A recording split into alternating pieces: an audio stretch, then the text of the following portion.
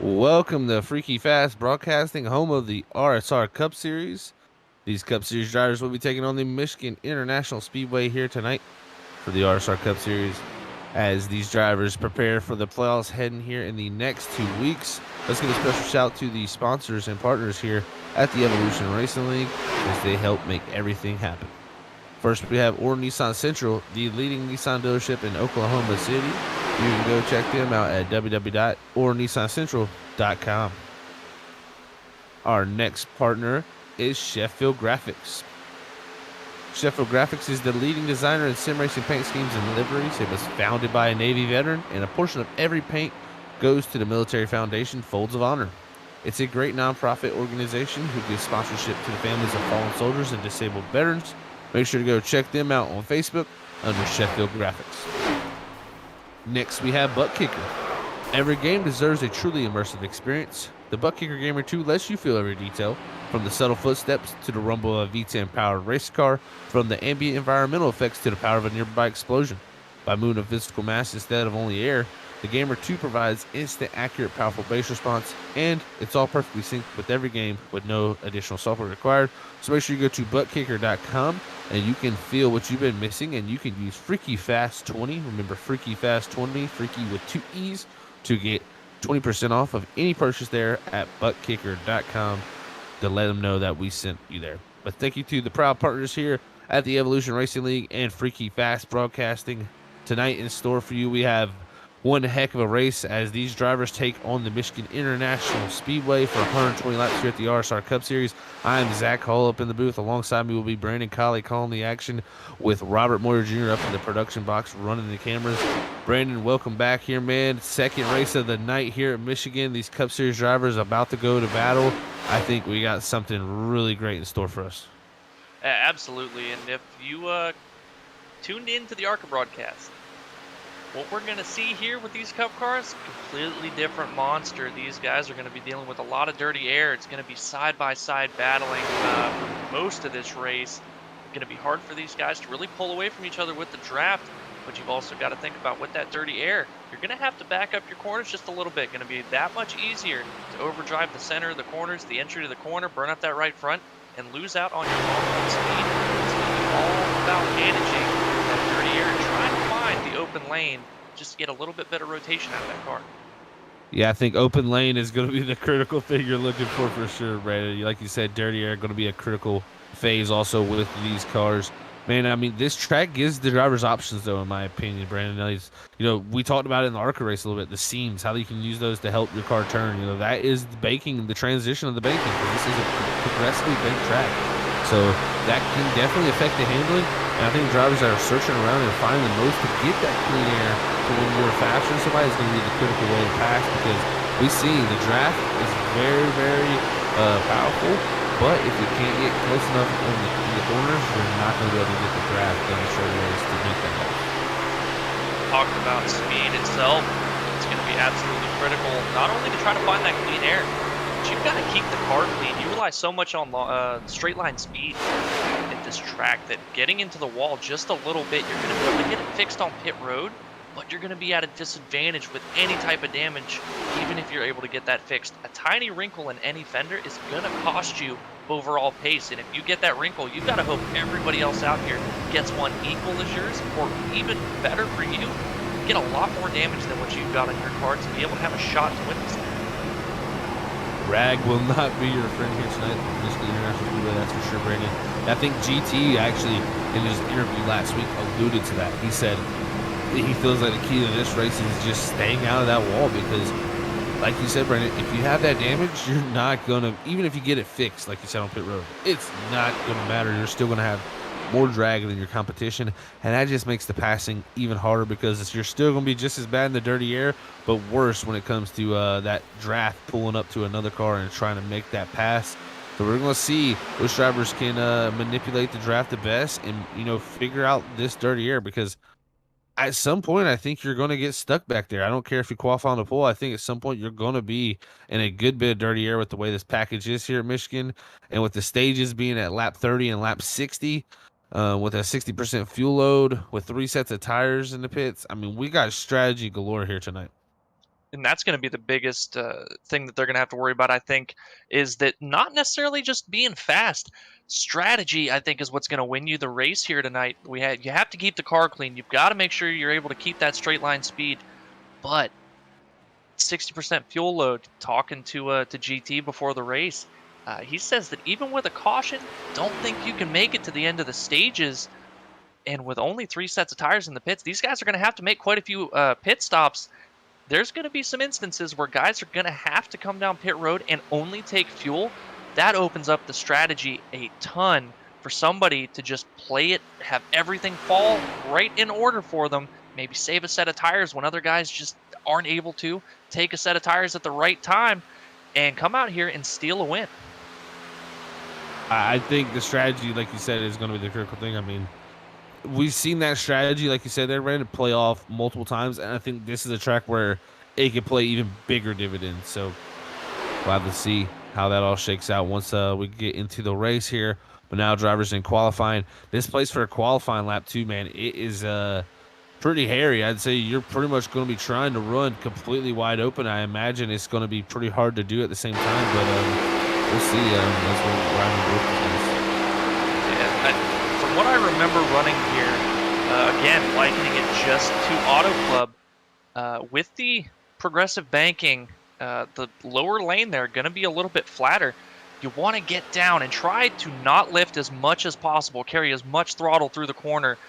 Either just clip that top of the first seam with your left front, or just stay right on it to get the maximum out of the car. If you catch too much of that seam, it's going to hurt the balance a lot. And you may end up looping your car trying to carry that much speed. And it's the guys that are going to be able to do that the best here, that are going to put it on the pole. Is now James Catrone sitting at the top of the board right now, 38.9.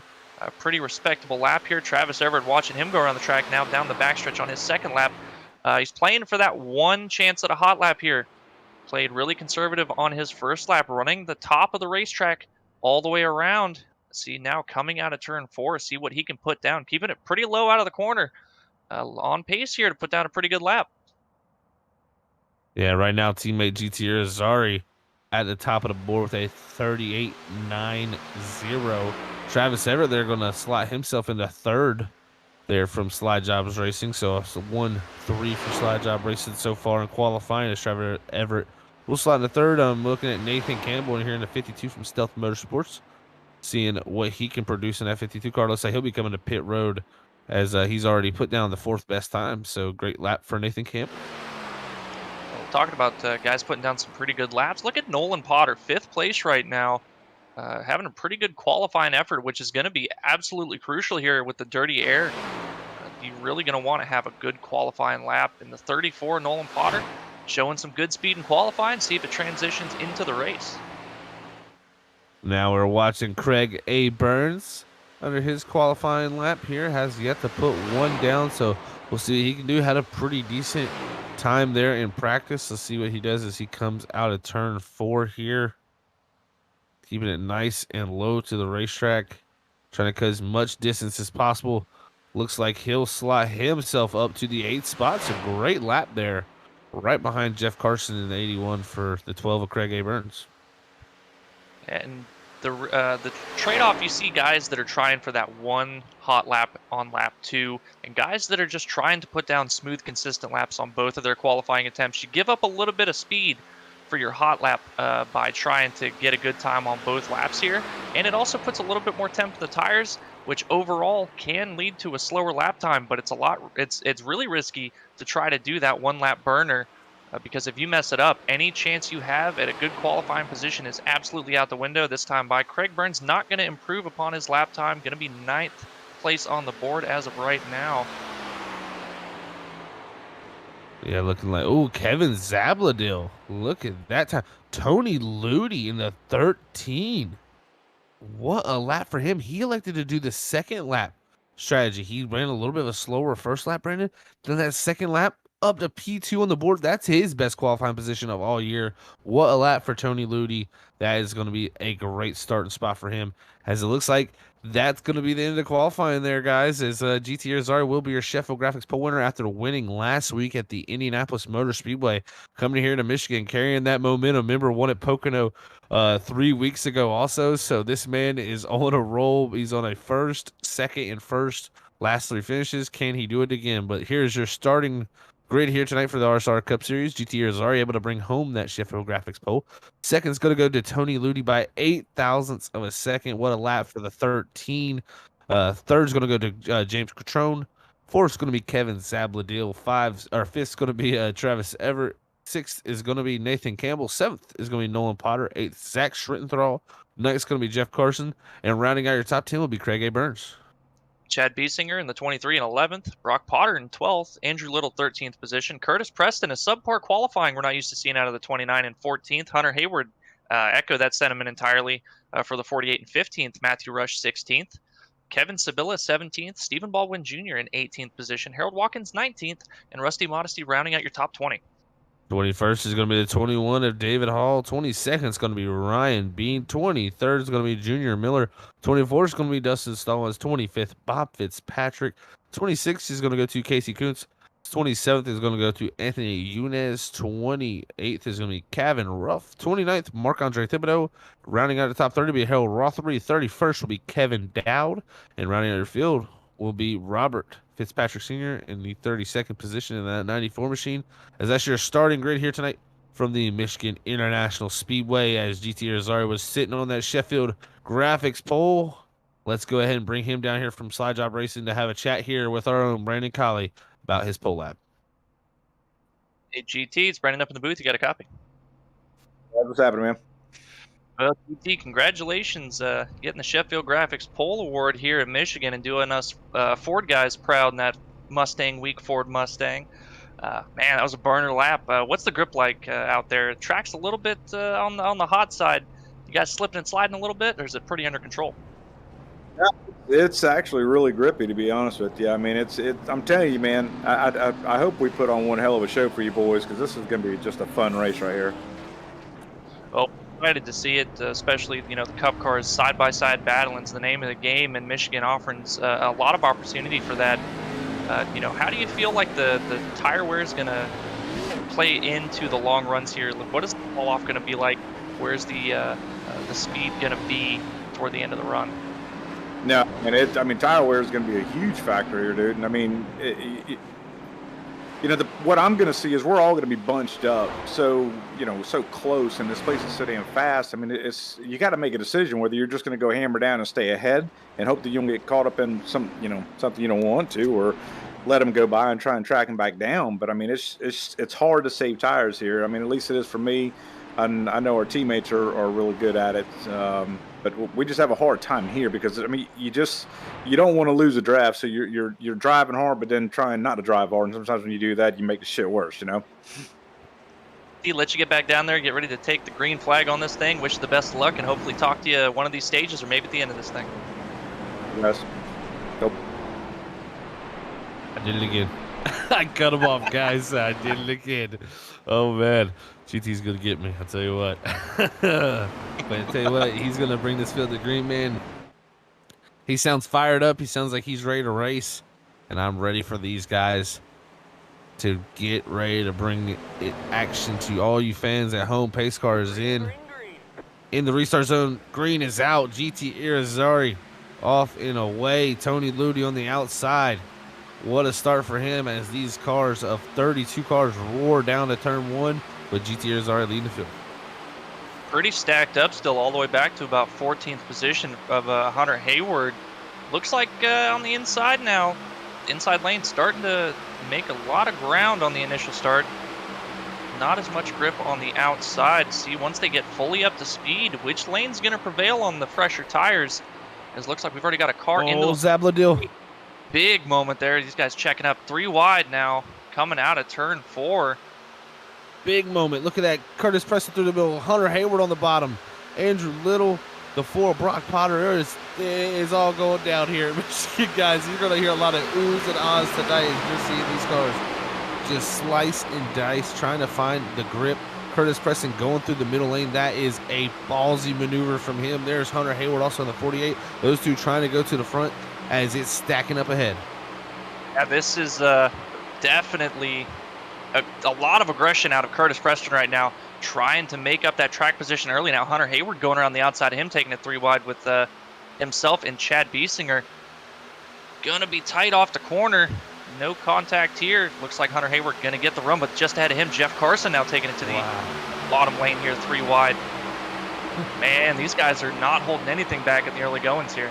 Lap 3 of 120. You would think it's lap 119 with the way these guys are racing. I think this is something we're going to see all night long. Do not miss it here live on Freaky Fast Broadcasting as these guys slice and dice. Here comes Nolan Potter sticking Jeff Carson in the 81 in the middle. Here comes Craig A. Burns also on the top in that 12, pushing Kevin Zabladil. We got moves all over the place. Zabladil drops to the middle lane. As, man, I tell you what, I tell you, man, Brandon, these guys are going to, if they can make it through this green, we're going to be seeing some special racing here. I think just it goes to show everybody understands how important track position is going to be here. And the guys being the most aggressive are the ones that were not able to put down that really good qualifying lap. Hunter Hayward now in 5th position, looking to take over 3rd as he's 3 wide now with Travis Everett and Tony Ludi. He's up 11 positions now. Ryan Bean in 12th, he's up 10 positions. Dustin Stallings back in 15th, up 9 positions. Guys slicing through the field, trying to get that track position early. Man, when I thought of 3 wide racing, I think the first thing that came out of both of our mouths, Brandon, was Hunter Hayward's name. When we thought about aggression and the driver that's probably going to go out here and really push the hardest, I see that 48 being one of those drivers. He's already shown it from that starting position, 15th up now to 2nd. Hopefully not burning those tires up.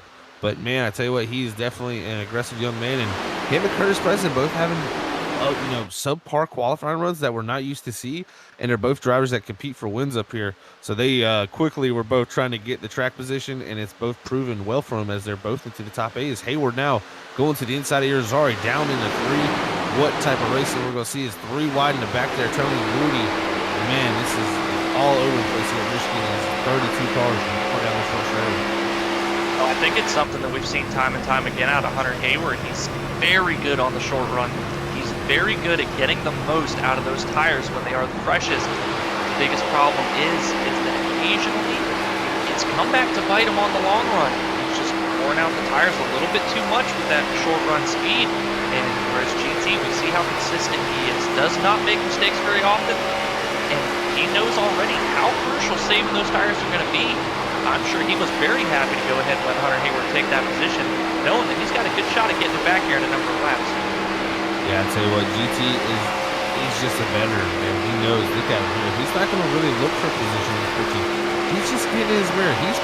He's almost, he's kind of psyching this young man out here, you know. This 15-year-old has got a lot of composure. We've seen him win races, but at the same time, when you got GTA, a guy like the points leader, as consistent as he is, all over your back bumper, and not really worried about taking the lead. His own man, we almost had a 4 wide battle there, as I believe that was Curtis Preston jumping to the inside now, 3 wide with Kevin Zabaldil and Craig Burns. But I tell you, one thing we see here is definitely a lot of aggression, but that outside lane has the draft, Brandon, and that outside lane gets carried around by that draft because most of the cars ahead of them follow that top groove. So when you pull out to the bottom, when you got to run on somebody coming out of these corners, sometimes it can be pretty frustrating because you got no draft, and the person you had a run on, you no longer have a run on, and you're losing a spot.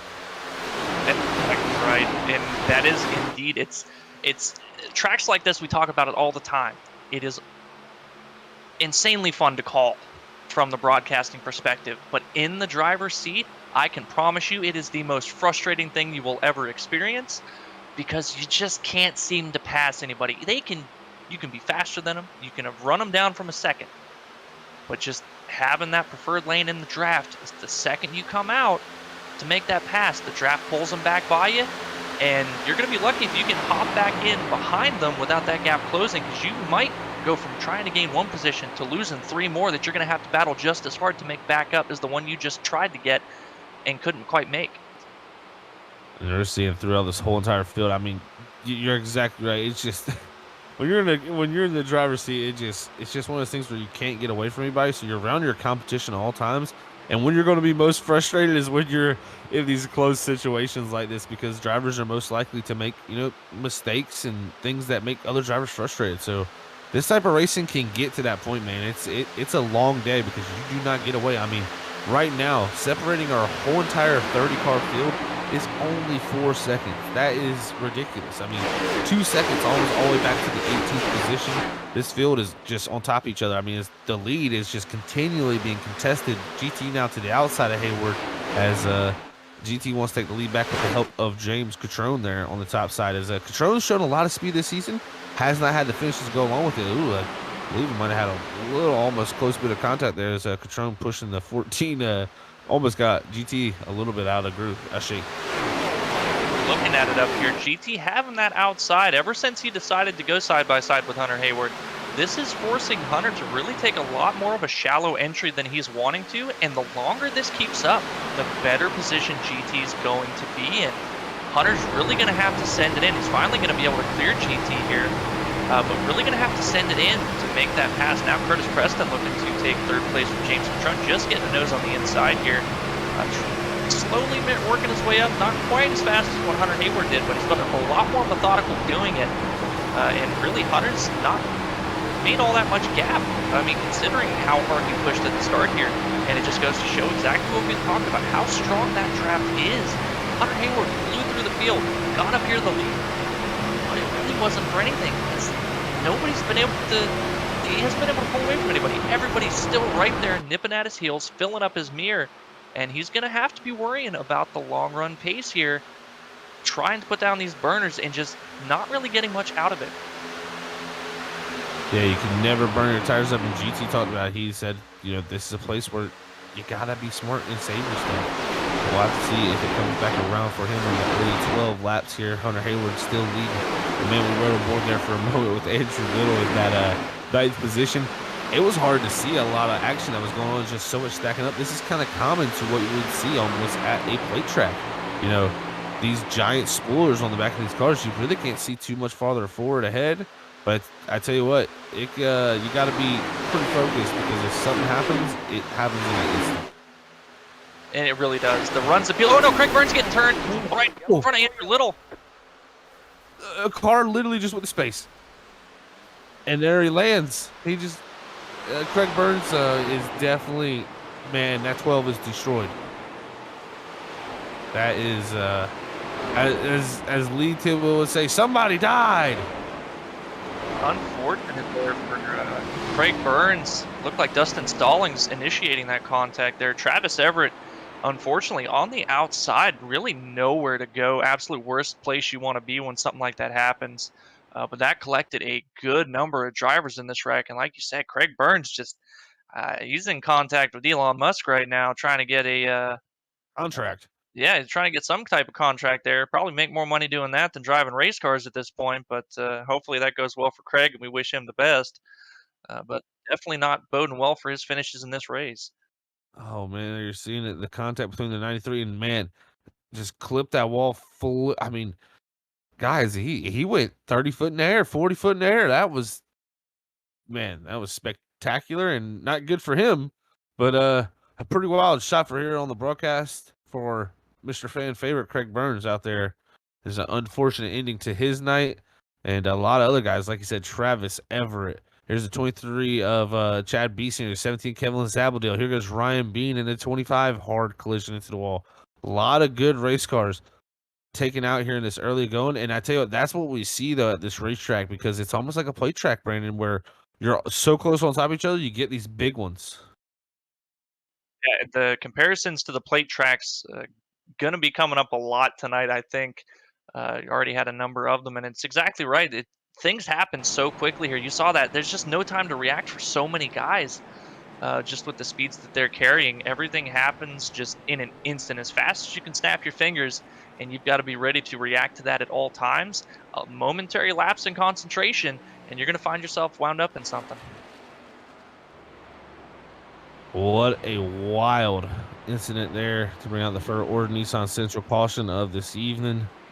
Hunter Hayward looks like he'll win the race off a pit road, but man, looks like most drivers just electing to take fuel.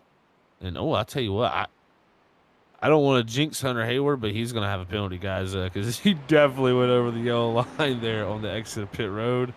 If he does have a penalty, he needs to go talk to NASCAR about who painted that yellow line and where the sensor is, because he did not stay below it for sure. So if he got through that without getting a penalty, he's very lucky.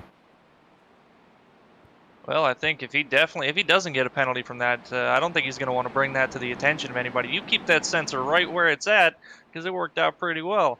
Just don't tell anybody else about it. But, I mean, if he gets a penalty, not the worst thing that's going to happen. Still pretty early in this race, but track position being as crucial as it is, he's really going to have to rely on the strategy to get him back up to the front here if he has to serve some type of penalty. But so far, still out on the racetrack. May have gotten away with one. Yeah, I think he did get away with that personally. It was half tire off, half tire on, and some tracks you're not going to get away with that personally. So definitely close call for him, and I'm sure his heart raised the beat because he swerved when he did it, so he knew it was close. But looks like 2 cars stayed out that time too, Brandon. There, the Harold Rothery and Kevin Dowd. This will be interesting. Nobody else behind them took tires, so I don't think there's going to be an issue with that. Really, the big issue is, can they make it to the stage with that caution at lap 30? I don't think the 33 and the 98 are going to be able to make it. I believe everybody that's come in this time by should be pretty well off to make it to the end of the stage at lap 30. I think Harold Rothery and Kevin Dowd just trying to maybe lead some laps here, maybe have a rash of cautions now that everybody's going to be stacked back up now on older tires. Going to be a bit more rough going for some of these guys in the corners, hoping that maybe they get enough cautions that they can stretch it to the end of the stage and pick up a good bit of stage points. We will have to see, because that's stretching it a while there, that's for sure. They're definitely going to need a good bit of cautions, like you said there, Brandon, I think, to stretch that. So we'll see. Definitely an interesting strategy call for them. I'm sitting here just thinking about the strategy anyways, because 4 sets of tires here tonight. You got 3 in the pits. We got a stage here at lap 30 and 60. That leaves you 1 set to stop for the end for the final 60 laps, but you ain't going to be able to do 30 laps. So got to save a set at some point, I believe. Pace cars are going to pull in, though. These drivers are going to have a lot of strategy on their mind, a lot to think about. But, wow, Harold Rothford already off and away, and the green flag just waving now as he's going to cross the start-finish line and have a good little gap as Hunter Hayward now passing the 98 of Kevin Dowd as Curtis Preston looks to follow. Well, we've seen this before. Hunter Hayward having some slower cars in front of him. Not going to be much of an issue this time. Harold Rothery staying well high. But Curtis Preston right on the heels of Hunter Hayward. We know the history these two drivers have with each other. Definitely not going to be given any bit of an inch between the two of them here. Still side by side going through 3 and 4 now. And I got to wonder exactly how much, you see Curtis Preston down there on that bottom seam, how much that's going to hurt the tires throughout the course of the run. It's going to be flatter down there, but it seems to hold on pretty well. It's just that run on the high side with the draft especially is just so powerful right now. Yeah, and I tell you what, we said Preston and Hayward, they're going to be aggressive on each other. I about seen Hayward turn himself off the nose of Preston right there. Definitely Hayward's got to be careful and know that Preston's not going to be giving him, an extraordinary amount of room. He's going to be running his line. So if you turn down in front of him like that, it's going to be an incident. So you got to watch out there as they race side by side off of 4. They got GT there battling with Harold Rothery, who is hanging strong, showing that you can get out front here and hang on, as he is doing a great job out front. Yeah, again, it's just he's relying on the draft right here. Didn't quite have the pace, was a bit back in the field. But he's getting that toe from the guys ahead of him, and it's enabled him to stay up toward the front, still battling side by side with GT here. Looks like Hunter Hayward now going to do the crossover. Ooh, Harold getting into the fence just a little bit behind him. And looks like now Hunter Hayward going to be able to drive it off into the corner, but man, Curtis Preston really sailed it off on the outside lane there. Able to carry a lot of speed, going to be side by side still for a first position. Yeah, that was a great drive through the middle on back. I mean, that was really amazing. Man, I believe we got a battle back here too. Junior Miller, Casey Kuntz, and I believe that is the 112 of Kevin Ruff. There's a good little battle going on back there from 9th on back. between these guys. You also got Harold Watkins, 11 of Matthew Rush, Stephen Baldwin in 18, Anthony Yunez in the 54. You know, we had a lot of cars caught up in that wreck, Brandon. I mean, at least 6 cars taken out from that wreck, and at least Andrew Little also hurt. So 7 cars somewhat completely hurt by that caution there, or that last incident, and David Hall, also Tony Ludi. So we have a lot of hurt cars out here, so it's kind of made the pack way less and not as scary looking. Yeah. I think it looked like about half the field getting a decent bit of damage. Looks like Travis Everett's still on pit road, 6 laps down. Going to be the first car lap down at the point in 25th position. But like you said, a lot of cars out on the track right now with damage, still just trying to keep up with the rest of the field. And, you know, looking at our top 10 right now, you've got in 8th position, Kevin Dowd. Up 23 positions, Kevin Ruff, the 112, just talked about him in 9th. Up 19. J.R. Miller in the 28th in 10th. Up 13, Anthony Yunez in the 54. Up 15 positions. These guys are taking advantage of the issues that a lot of the guys had during that wreck to make up positions by avoiding that wreck. And talking about guys on the move, Bob Fitzpatrick up to 3rd now. Up 22 positions running in that 3rd position. And I don't believe he took tires. I think he just saved quite a bit on that first run. I think you're exactly right. I think he saved during that first period there, Brandon. And then they come down the caution and took him some fuel. Has now a little bit better wear on those tires when Travis up ahead of him. He's drove through the field. This guy right here, past winner here at the RSR Cup Series last year, has not had a great Cup Series season this season. This would be a great way to get that back rolling for that 3. And he's shown glimpses almost every week of speed. It just seems like it never goes right for the 3. Maybe this week here at Michigan is the place to do it here in the Irish Spring Hills. But I tell you what, Hayward and Preston out front, they're showing the Chevy bow tie dominance here as they've run side by side for multiple laps. Here goes Fitzpatrick to the bottom to make it 3 wide. What an aggressive move. It looks like Hayward was going to cover it off. Fitzpatrick actually had to back out of it there, and now side by side still Hayward and Preston. Well, this opens up the door for GT behind Fitzpatrick. You see him cutting down to the inside, should be able to clear him pretty easily. Going to hop up behind his teammate now, and this is dangerous for Hunter Hayward. This is what he didn't want to see, because they are absolutely going to be working together, bump drafting down the straight every single chance they get, and not giving him an opportunity to hop behind Curtis Preston if at all possible. A little bit of gap here, but Hunter Hayward still trying to battle, still got a decent run, may not have the chance here. It's closing rapidly, not going to be able to hop behind Curtis here, still side by side into 3. Well, man, I'm just playing out a little bit of strategy in my head here, Brandon. You know, with the way, like I said, you're going to have to save at least a set of tires here at some point during this race. And Hayward contact. Yeah, that's definitely a little bit of aggression there between these guys. And now GT going to go to the inside. And on lap 25, you know, definitely very aggressive here in stage 1. That was Hunter Hayward trying to throw a block, and that was Curtis Preston saying, I know it's only lap 25, but I'm not going to let you block me at lap 25, and not giving an inch. These guys race each other harder than really anybody in this series, just with the history that they have amongst each other. And even now, Hunter gets in the corner, gets the tag. Great save by Curtis Preston.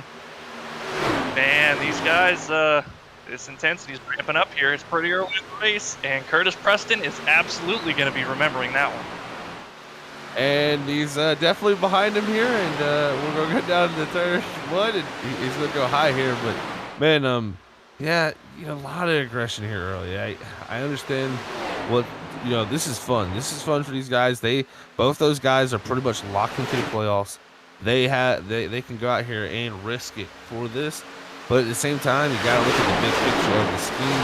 And, man, contact like that early is only going to lead to worse stuff at the end of this race. And it looks like, unfortunately, that damage on the right front of Hunter Hayward as well as Curtis Preston at this point going to be hurting their straight line speed. And that's allowed GT to jump around the outside of both of them to get the lead here, as we've got about 3 laps to go in this stage. Yeah, 3 laps to go here in the stage. Man, it's really starting to heat up. You got Kevin Ruff coming through. You got Jeff Carson coming on to the back bumper. James Catrone. The top of the field is really separated, but these top 4 all on top of each other, side by side, drafting down the back straightaway. Fitzpatrick trying to do his best here as they come to 3 to go this time here in stage number 1. Fitzpatrick takes the lead off of 4. Tires for Bob Fitzpatrick paying off here. Going to try to cover off the run from GT. Going to give up the outside. Feeling like he's just a little bit stronger on the inside with the pressure, slightly pressured tires at this point in the run. But GT's been able to roll the outside pretty well. And got to make a note, Kevin Ruff now up to 7th place just behind Jeff Carson. Now looks like going to be passing Jeff Carson for the 6th position. Trying to crack into the top 5 before the end of the stage. Yeah, Kevin Ruff, he's been coming forward, man. Past Carson into that top 5 now, like you said, and he's been closing in. You know, from that 28th starting position, he is definitely closing in. Remember, winner from Martinsville there, so winner this season. He's had some big moments. Not lately had the greatest moments, so I think he needs to get him a good run here before these playoffs kick off. But Fitzpatrick trying to do his best to hold them off with 2 to go. He's got the 2 teammates side by side here. Well, I don't think their working together is going to play too much of an effect to Fitzpatrick. He's been able to get pretty good runs, but now it's just the high side. I think spent too much time on the inside lane trying to make these passes. Should not have given up the bottom or the top side when he had GT cleared, but still trying to pluck away at it. It's just going to be a matter of timing. Coming to take the white flag stage now. If he can just set up the run out of 4 and just edge the nose, it's going to make all the difference. White flag here for stage number 1. GT Rosario will lead that lap by 21/100ths of a second, and it's heating up here. Here's Fitzpatrick on the bottom, Rosario up top. He's got the help of Curtis Preston, also Hunter Hayward up top. Looks like Rosario will clear down the back straightaway. He's going to have a clean corner here to get it done, as teammate Curtis Preston not clear behind, so he cannot make a move. But here comes Fitzpatrick on the bottom. Can he make it work? Side by side off of 4. This time coming to the end of the stage. Fitzpatrick does have a good run. Not enough though. Rosario going to cross the line and win stage number 1 here tonight for the RSR Cup Series. Ooh, Brandon, that was intense. Oh man, yeah, that was really fun battling there for those top 4 guys at the end of this stage here. Man, if that first stage was any indication of the race, and we're going to see toward the end of this race when there's a lot less give and take than there has been to this point, man, we're going to be out of breath by the end of it. Yeah, it's man, that was wild stuff. I can only imagine what's going to continue. I mean, like I said, I just really interested about this strategy here, Brandon. You know, we're going to be able to go to this next stage, and personally, you're going to have to make a pit stop between there too. I think you don't take your first set of pit tires, personally, in my opinion, until lap 60. If I'm out there, that would really be my strategy as well, Zach. You know you've got the guaranteed caution at 60, and you're not likely with the draft, as long as you've not absolutely abused your tires up to this point, you're not going to go a lap down. And with the guaranteed caution, plus everybody going to have to make another pit stop, it's going to keep you on the lead lap. Save that extra set for the end of the race when you're not guaranteed that caution. It's going to pay off. Anytime if there's a caution after the end of the second stage, that you can go in and take tires when everybody else can't risk taking that extra set, you're going to be able to just fly through this field. Now, I also I worry a little bit about making 60 laps on tires. I mean, yeah, we've had caution laps. The caution laps will help, for sure. But man, going that far on tires at Michigan, that's longer than a full fuel run. You know, that's a very long run on tires here. Personally, you know, if you're out here running hard in this first stage, you may have some worries going into that second stage if you're going to try to make them tires last the rest of the stage. You have to make that commitment that you're going to try to make it to that point and realize, hey, I need to make these tires last. Go out here. If somebody's going to pass you, let them. Don't fight anybody for anything. Play the long game. You're not going to gain stage points. You're going for the win here. You're playing the strategy to get you the win, not the most points. And you've got to make the commitment that, hey, I'm going to give up positions, and you've got to be okay with that and go out here and make sure the tires last. And they did not take tires. Yeah, this is... It kind of had to happen personally, because at some point you were going to have to go without tires for a 30-lap stint. And personally, these guys aren't going to be able to make 30 laps by themselves. So I think personally, I don't know. I just think you're gonna have to go to 60. So let's hear what our stage one winner has to say. Is GT? I already had a talk with him before, but man, able to win this first stage, looking good, possibly for back to back. Here is GT Irizarry. GT, bringing it up in the booth once again. You got a copy. What's happening, guys? Well, man, congratulations on getting that stage win, taking advantage of a little bit of aggressive racing there between Hunter Hayward and your teammate Curtis Preston to sneak around the outside, but it wasn't easy. Had to hold off Bob Fitzpatrick. What was that battle like there at the end? It was, I mean, it's a lot of fun, which is what I was telling you guys, man. And I was hoping we were going to be able to put on a show for you, but is what I'm scared of is that there's a lot of side drafting going on that's really tied up on people, and I think that's going to end up getting some folks in trouble. I mean, you know, you could side draft all you want, but that outside wall ain't going to move any, so you just kind of sandwiched in there. But I mean, hell, we're all good, you know, pretty good at what we do, and we're having fun. Hell, I mean, it was anybody's win there, actually. It was really fun to watch, and just seeing which guys took a little bit better care of their stuff. Bob Fitzpatrick seemed like he saved a lot before that caution, able to get up there and contend with you guys pretty well. You know, we were questioning the tire strategy, and looks like most everybody deciding to try to make it to lap 60 before you take a set. How are you feeling about even being able to make it to 60? Well, it's. I mean, I think we'll be all right. I mean, we're up here on the front. The big thing is if we can get single filed out, then you know it's going to be great. Now that everybody's going to be on worn tires, I think that's going to happen a little bit quicker. You know, we're going to space out, but I think we'll be all right. I mean, we're going to have to pit again for fuel anyway, so I don't know. You know, if we're going to take tires in, probably not, but we'll see, man. Well, GT, best of luck to you, bud. Let you get back down there, and we'll be watching. It's going to be a lot of fun. Guys, appreciate it, man. Didn't cut him off that time, guys. Got the full interview. Did my job. Sometimes I don't. But we always fix our mistakes here at Freaky Fast Broadcasting. That's what we work on. But, man, this strategy, Brandon, it's got me a little bit nervous. But let's see how it plays out for these guys as the pace car is going to head back in this time. And Curtis Preston going to look to lead us back to green.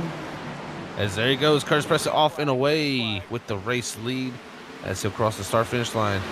That green flag. Hunter Hayward now racing side by side with GT Irizarry with Jeff Carson up to the 4th position. Anthony Yunez up into the top 5. Man, so many people outside of the top 10, 15 in qualifying up here in the top 10.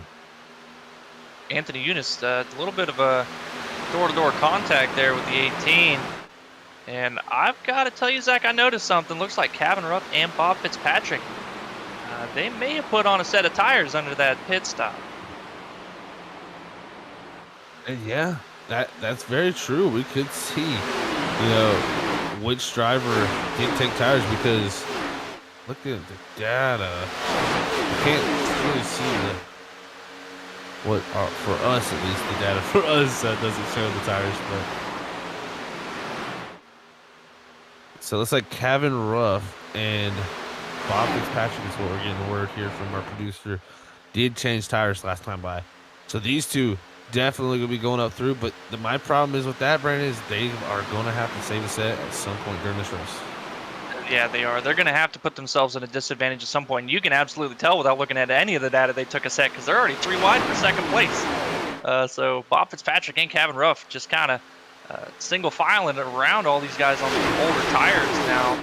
Doing a pretty good job of navigating traffic. Looks like Hunter Hayward going to be caught in the middle here. Still trying to battle hard. Still side by side with Curtis Preston. And now Bob Fitzpatrick going to take over the lead. Yeah, Fitzpatrick to the lead with Kevin Ruff coming side by side down the back straightaway, man. Whew, this is getting a little hairy. We heard GT talk about the side draft. I think GT literally hit the nail on the head, so to say, with that, man. It's dangerous. It really is, especially a track like this where, yeah, I understand there is a little bit of side draft, but it's nowhere near as powerful as what the super speedway we see at like Daytona and Talladega. So, man, it's a little bit early to be doing that too. It's a risky maneuver, man.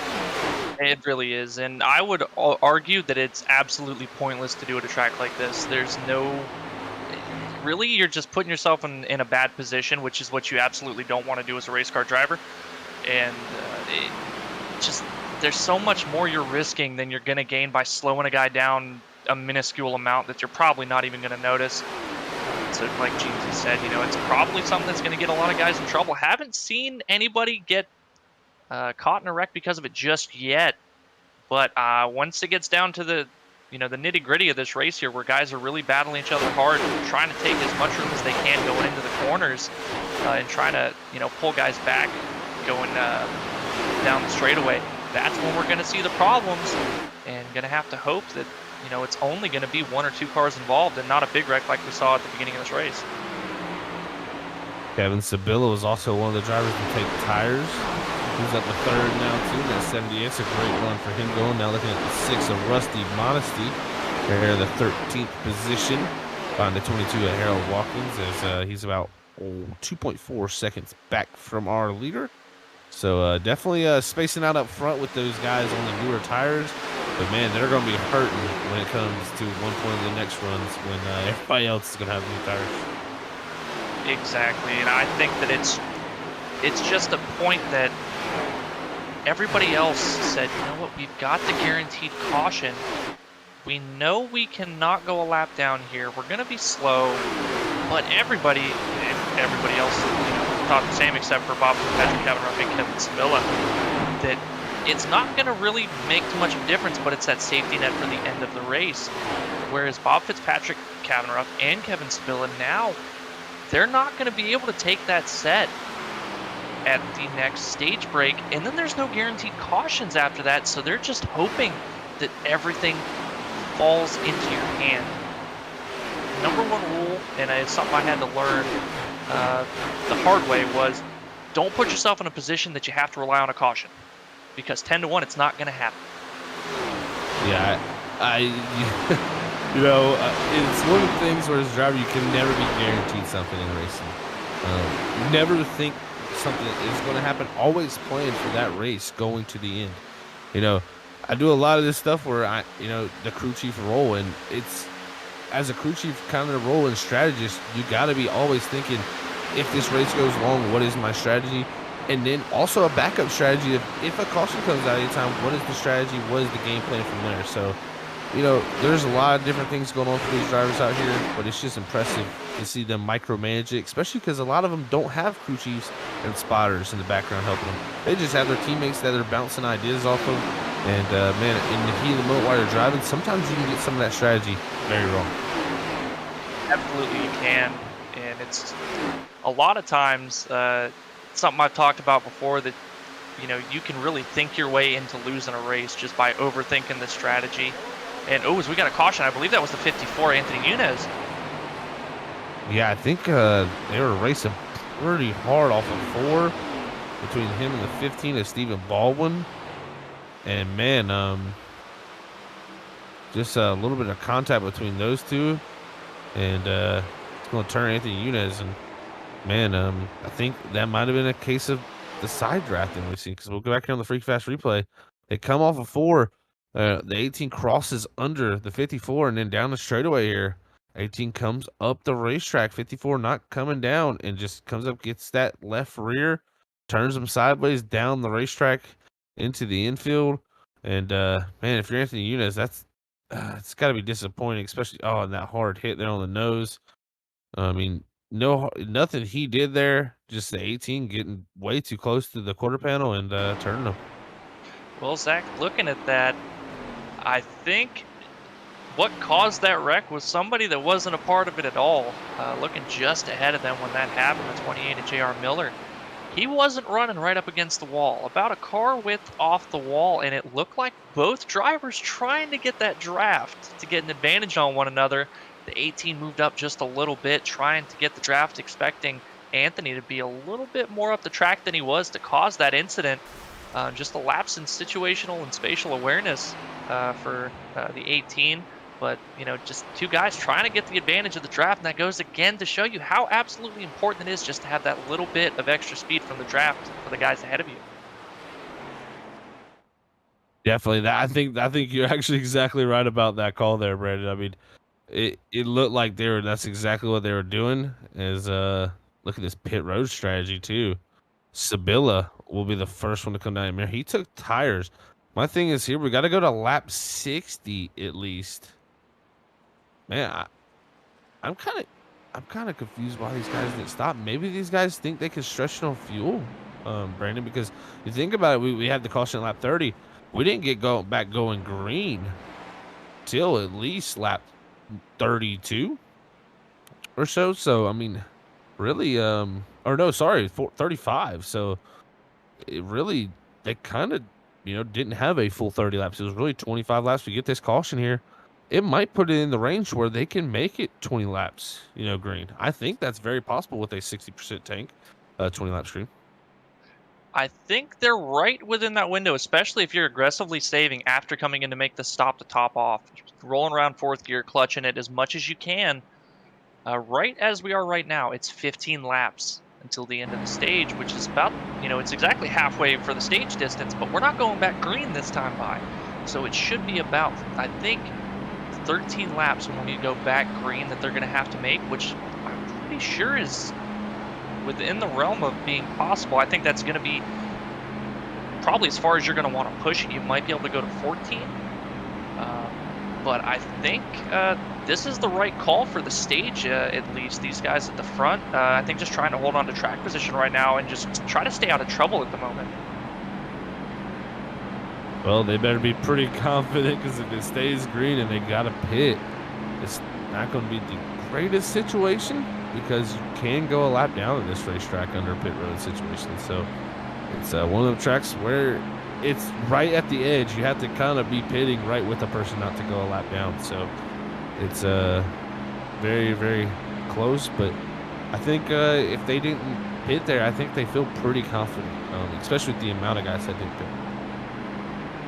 Yeah, I think it's hard to say. The guys do a lot of different strategies for a lot of reasons. But yeah. I don't know, man. I think in the position they're in, if I'm in the car, I'm going to come in and top off at this point. I think that would be the call for me, but we could see it. It might work out, but like you said, the risk of going a lap down is pretty big. It's up toward the front. If you pit from the front of the pack, it's not going to be as big, but if you're somebody that gets shuffled maybe toward the back a little bit, you're really at risk of going a lap down. And if you go a lap down and there's multiple guys a lap down, which there are currently, Kevin Dowd and Harold Rothery, at least one lap down, you're going to really have to hope that you end up in the lucky dog position because, somebody like Bob Fitzpatrick, Kevin Ruff, Hunter Hayward, Curtis Preston, GT, if they get cycled into the back a lap down and we don't have any more guaranteed cautions and they have to take the wave, that's really going to put them behind. Yeah, losing a lap at this point would be a pretty big issue for these guys. So we'll have to see how it plays. I mean, strategy is strategy, and we know the RSR Cup Series always brings an interesting strategy. Pace car in this time. Bob Fitzpatrick off and away as he hits the restart zone. The green flag will fly. Man, good to see the 3 back out in front for Fitzpatrick. But look at Hayward on the older tires making the move up to second. Let's see if this cooling down phase can bring the even and out of these tires. Because I tell you what, the leader out front was not running too much quicker, only about 3 or 4 tenths quicker at the end of the last yellow there. So them tires were definitely starting to get to the phase where they're starting to even out. Oh, aggressive bump draft in here, pushing the pusher, not advised, but luckily no serious incident there. Kevin Ruff expressing his surprise that happened. Glad he didn't turn the 3 above Fitzpatrick. The biggest thing I noticed there is that nobody wanted to work with Hunter Hayward. Kind of the kid left out in the sandbox there. Nobody wanted to share their toys. But it kind of worked out for 48, still holding on to 3rd here. Curtis Preston now dropping back, battling with his teammate GT for that 4th position. Oh, man, I tell you what, 48 got there pretty hot, almost into the back bumper of Kevin Ruff there. But Ruff able to hang on the 2nd. Ruff on them newer tires, too. It's gonna be, it's gonna be wild to see. Does Hayward and them, start to pass these guys at some point? Can they come back around on these older tires? I think that's gonna be a tough thing to do. What I'm seeing so far, Zach, is that the center speed of the corner for Bob Fitzpatrick and Kevin Ruff is just still too much for the guys on the older tires like Hunter Hayward, GT, and Kurtz behind them. if you're Hunter Hayward, you've got to be content just riding right now. Try to save a little bit of fuel, especially with these guys having the draft while you've got it. You see just behind Hunter Hayward GT, still all over the back bumper, just kind of hanging out. He's giving him a little bit of bump draft here, trying to keep up with the two ahead just as much as he can. But just got to be a little bit conservative. Understand that you're realistically not going to have a chance to pass them. Yeah, I like it. I like it at a track like this, Brandon, where you don't pass every opportunity you get. You know, some drivers, every opportunity they get at a track like this, they take it. Then you see guys like GT who's going to sit there, almost put pressure on you, kind of get in your back bumper and make you say, when is this guy going to make a move? Or is he just going to sit here and ride and then he makes a move when you least expect it? I think that's the way to go about this type of racing. Well, it's an approach that I like to take, especially, you know, a place like Auto Club, again, cannot get away from the comparison between those two, but when you got guys that are battling side by side, and as difficult as it is to pass, and as abusive as it is on the tires for how aggressive you have to be to make the passes as quickly as you need to make passes in these types of tracks, I sit back and let everybody else make passes during the short run and just rock. Let everybody else use their tires, trying to ride that inside to make the passes. And once everybody else starts to slow down and I've been taking it easy, that's when I start making my passes when they really can't do too much to defend. And it generally works out pretty well. And it looks like, you know, some guys, like you said, you get a run and you just, everybody that gets one, they go for it every single time they get one, rather than understanding, hey, it's not a good time to try to make this pass right now. I'm not sitting in a really good spot. I need to go ahead and back out of it and just kind of hold station and wait for a bigger opportunity to come up. Looking at the battles happening back here, I think these guys need to subscribe to Brandon Colley's philosophy of racing because it's beautiful. I'm gonna write a book.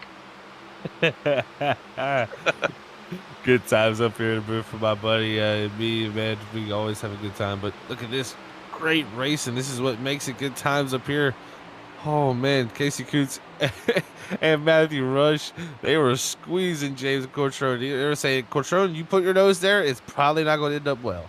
But looks like they'll escape out of that as the battles continue on for these guys who have yet to take tires in this race. Pretty good battle back here for the back end of the top 10, side by side. Look at Jeff Carson. We talked about him during the ARC broadcast, and it just the transition between the ARC car and the Cup car just seemed to fit him a little bit better. And up here running inside the top 10, contending for the, I believe that's the 7th position with Stephen Baldwin, excuse me. Just trying to make that pass happen. Not quite happening right now. Going to fall in line. But now we've got a pretty distinct groups of cars racing each other. James Catrone now going to the inside of Jeff Carson. And got to point out in this group, it looks like James Catrone battling up front earlier. A couple guys around him getting some damage, but James Catrone still with a clean race car. It's exactly what you want to have here. Matthew Rush battling with him as well. Also having a pretty clean car, where a lot of guys around him not quite having the same luck. And that's, like I said, exactly what you want here. A lot of patience, just slowly making your way forward and let everybody else find their way into some type of trouble to give you a little bit of an advantage. Well, I'll tell you what, we got a new third place, man. That's Junior Miller in the 28. As he's got by the 4800 Hayward. I'm unsure Junior's took tires during this race. He may have taken them during that first stop. I'm about to go back and look and see exactly where he did there, because I believe he has in that 28 at some point taken tires here. We will see. Yes, he did. Yes, he did take tires under that first stage caution. So, yes, the 28 has used a set. So, our top 3 have used a set of tires now with 2 sets in the pits, with stage 1 complete and stage 2 nearing its end here at lap 55. But can these guys make it on fuel? That is the other question. Well, we should be finding out here pretty soon if these guys are going to be able to stretch it all the way to the end of the stage. Lap coming to 5 to go now. And again, to just kind of illustrate how strong those fresh tires are, our 3 leaders at the moment, all on fresher tires, all of them up 20 or more positions on the race from where they started. So again, it's just such a big advantage to have a fresher set of tires at the end for anybody that's able to just try to risk it and save that set like a majority of the field has done. But even to that point, Hunter Hayward in 4th position, still right up there with Junior Miller.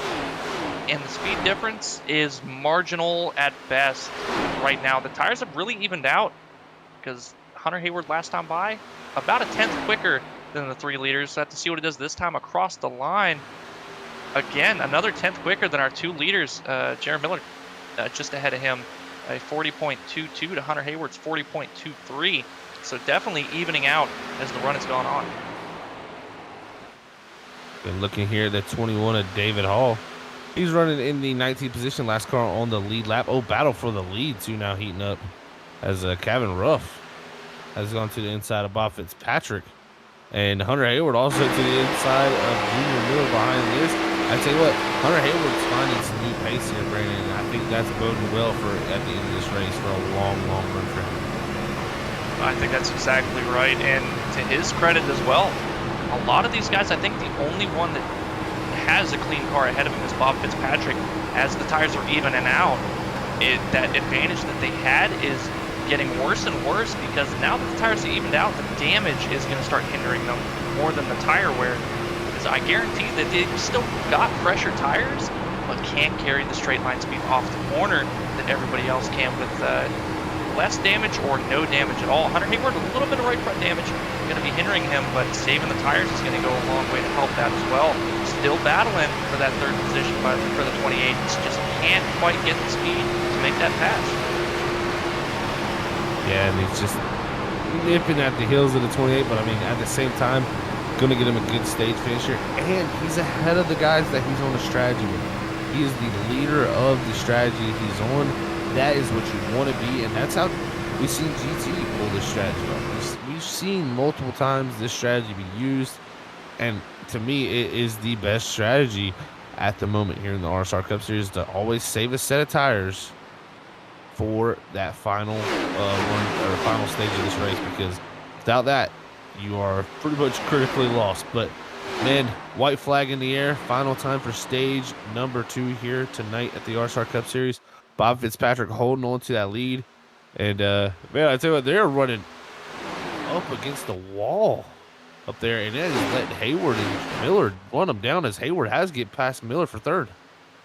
And I think it's just trying to do the best to defend. I think Bob Fitzpatrick feeling a little bit like Kevin Ruff's got something a little bit more than himself, just trying to carry as much momentum as possible, not allow Kevin to get the good run. And it's going to pay off out of 4 now. Bob Fitzpatrick going to take the stage 2 victory. There it is, checkered flag in the air, yellow waves, and we are under our stage break as Bob Fitzpatrick, first stage win of the season for him. Man, what a move for him to get this call here. But remember, now has used a set of tires, only 2 left, and still has to make at least 2 more pit stops. This is where the strategy is going to come into play big time because, like I said, Bob Fitzpatrick, Kevin Ruff, as well as the 17, I believe, or no, excuse me, the 78 of Kevin Sevilla.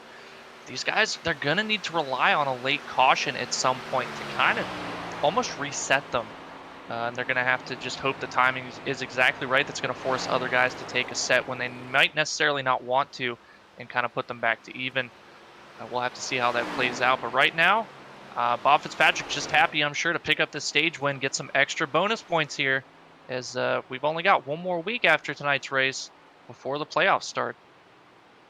Yeah, that's very critical for him. I believe we'll have to look at the points here real quick for myself to get a real rundown again where Bob is at, because I believe he hasn't been having the greatest season, like I said, there for Fitzpatrick. And looks like, well, at the moment, technically, he is in the 9th position. So, 1 top 5 that goes his name and 7 top 10s. But like I said, last season having wins, he's definitely probably not had the season he's wanted with the speed he's shown. But, man, he's looking good to make the playoffs at the moment. And that'll reset everything for him if he can get some momentum done. But we'll see what they do here before the pit stops, and then we'll have a chat with him. But, man, I'm starting to think about this, Brandon, actually a little bit. Is we're going to have less than 60 to go here. Technically, you're only going to need to make 2 green flag pit stops. If you can make it 20 laps, you only need to do 2 green flag pit stops. And at that point, Fitzpatrick is all right. They just need no cautions. Well, looking back at the math, that is exactly right. Talk about, wanting to get a caution to fall exactly right for him. He's hoping, and those guys are hoping. Now, yeah, there isn't going to be one because they absolutely need this strategy to go green if they can make it on the 2 stops and are able to save enough fuel because they've got the track position, taking that gamble early on to take the set to get them to the front. And now it's just hoping that these guys are able to keep it green. Only had the 2 wrecks other than the stage cautions, and it's been pretty clean other than that. Not really many hiccups and many close calls for a lot of guys. So just hoping that continues forward now as Bob Fitzpatrick going to be winning that race off of pit road. Yes, sir, he did. Bob Fitzpatrick here, your stage winner. Let's bring him down here to have a chat with Brandon Colley. Hey, Bob, it's Brandon up in the booth. You got a copy? Yeah, I gotcha. Well, man, congratulations on getting that stage victory. Thought you were going to get it from GT for stage 1, but had to settle for 2nd place. Getting it for stage 2, man, how's the racing out there? It looks like you guys are having a lot of fun. Yeah, that stage 1 was fun. I just didn't have a teammate up there, pushing me. But yeah, I decided to take tires there. I knew that not many would, but I was racing here for stage, get as many points as possible, see how this goes here in this 3rd stage. Well, you're starting now on the front row to start the 2nd half of this race. Looked like you didn't decide to take tires on this pit stop. What's the game plan here for the 2nd half? Are you worried? Cautions? Well, not really. I'll have 2 sets. I didn't take any there, and I'm actually only at 86, 91 on my rights, and after stage 1, I was at 70 and 85, so I saved them pretty good, still getting this stage win here. And it's going to be a blast to see how all your guys' strategies play out. It's kind of up in the air as to, who's is going to come out on top here. Going to be keeping a close eye on it. Man, let you get back down there in the cars. You guys are getting ready to take this thing back to green flag. Wish you the best of luck for the 2nd half of this race, and hopefully you can keep that thing clean, and we talk to you at the end of it. Yep, thanks. Appreciate it, guys. All right, you heard it there from Bob Fitzpatrick from Clutch Motorsports. Having a great run after winning stage number 2. Going to start out front. And he did say he didn't take tires there, right, Brandon? Bob did not take tires under this stage caution. So it still has them 2 sets of tires left. And, yeah, going to need them. Definitely going to need those things, Brandon. And, man, with this way it's going to play out, I think he's going to be in a hornet's nest right now with those tires. Himself and James Catrone in the 2nd position, also not taking tires here. These guys are going to have to be careful navigating these slower cars. They let pace car pulls in this time. Fitzpatrick out front, Catrone on the front row with him. Green flag in the air as Fitzpatrick's off and away. What a restart for him. That lets Hayward also get the jump as he pulls to the inside, passes Catrone now up into the 2nd position as Cabin Ruff to the outside of Catrone. Guys battling hard here, and the thing to remember is that these fresh tires, they're going to even out to a certain point. If they can get in the draft, Bob Fitzpatrick and James Catrone, if they can get in the draft and just ride around, the tires are going to even out for them. But Catrone says, no way, 3 wide into turn 3 here. I won't lead. Might be in vain. Going to be washing up, though. Checking up. Hunter Hayward carrying the momentum. James Catrone says, I got older tires, but I still want to have some fun out here. Wow, what a battle, man. You're seeing Fitzpatrick try to hang on to this thing at the moment as he's taking 3 wide up top, and it's going to be tough on the motor tires. If you can hang tough and he's coming up that draft at the end, it could come back as wow. The battle up front, Catrone and Hayward battling as I think Catrone is on new tires. Oh, here goes Irizarry 3 wide. Oh, and Hayward making the block. That's a risky maneuver. Oh, man, I'm telling you what, Hayward better thank Irizarry because Irizarry had really every right to wreck that 48 with the way he moved down like that. Yeah, generally not going to be making a block that late into the entry of the setup for the entry of the corner there. And I think Catrone, he had a 9.87 second pit time. He may have taken 2 tires instead of just not all. If he took 2, we've had this conversation before, Zach and I, off broadcast, just talking about tire strategy. And it seems like 2 tires is just never the way to go unless it's, you know, a 2 or 3 lap shootout right at the very end. You're just giving up essentially a set of 4 tires during the middle of the race for no reason. We'll have to see how it plays out for the 38 if he indeed did take 2 tires, but still holding on to second place pretty well. Wow, I tell you what, that's a risky strategy. That's a bold strategy, God. I don't know how that's going to play out. We'll have to see here as he rides in second. Right now, he's hanging on really good. I mean, Patron is showing a lot of speed. I mean, he qualified up front. He's been up front the whole time. And here he is now again battling. You could see him battle for a win, too. First win of the season. That would be some type of win for the rookie. And it really would. Getting more now. Yeah, Truck did take 2 tires. That is, yeah, that's really risky for the 38 here, especially with how much speed he has shown throughout this race. Now leaving the outside open for GT, electing not to take that.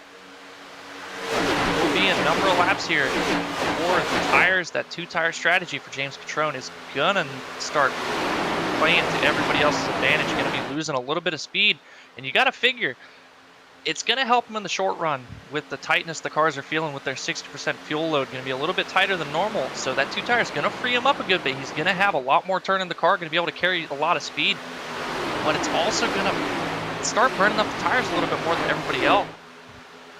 Look at Jeff Carson coming through the field to 81. He wants to get another victory. Those guys that's super good at getting the speed out of the fresh tires in the 81. Man, up here now, flying. I don't know where he came from, but now battling with Hunter Hayward just to the inside of the 48 now for the lead. Did they put a special set of tires on that car? Tires, you got match tires on the 81.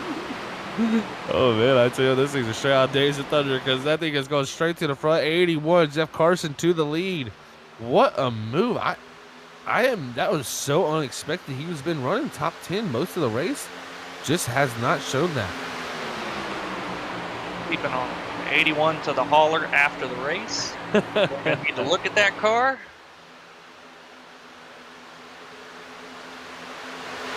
And, you know, Brandon, we had a lot of talk this week with the manufacturer wars. This is Michigan, the home of the manufacturers. This is, you know, Detroit, Motor City. Wow, look at Hayward racing his teammates super hard. I tell you, Hayward, you can't say he doesn't race everybody the same way, at least, I guess you could say. Very aggressive with his driving. But, yeah, you know, that's... Oh, no! And they wreck! Big wreck up front!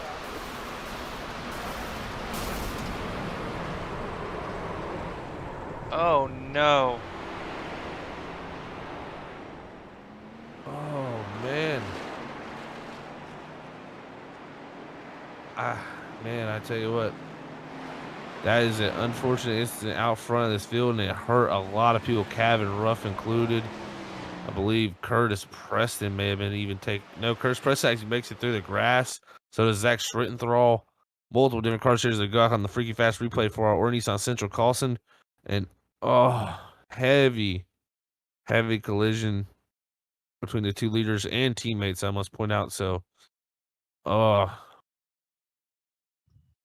Looks like that's going to collect the 81, the 48, GT, and James Catrone able to make it by. Harold Watkins going to be collected.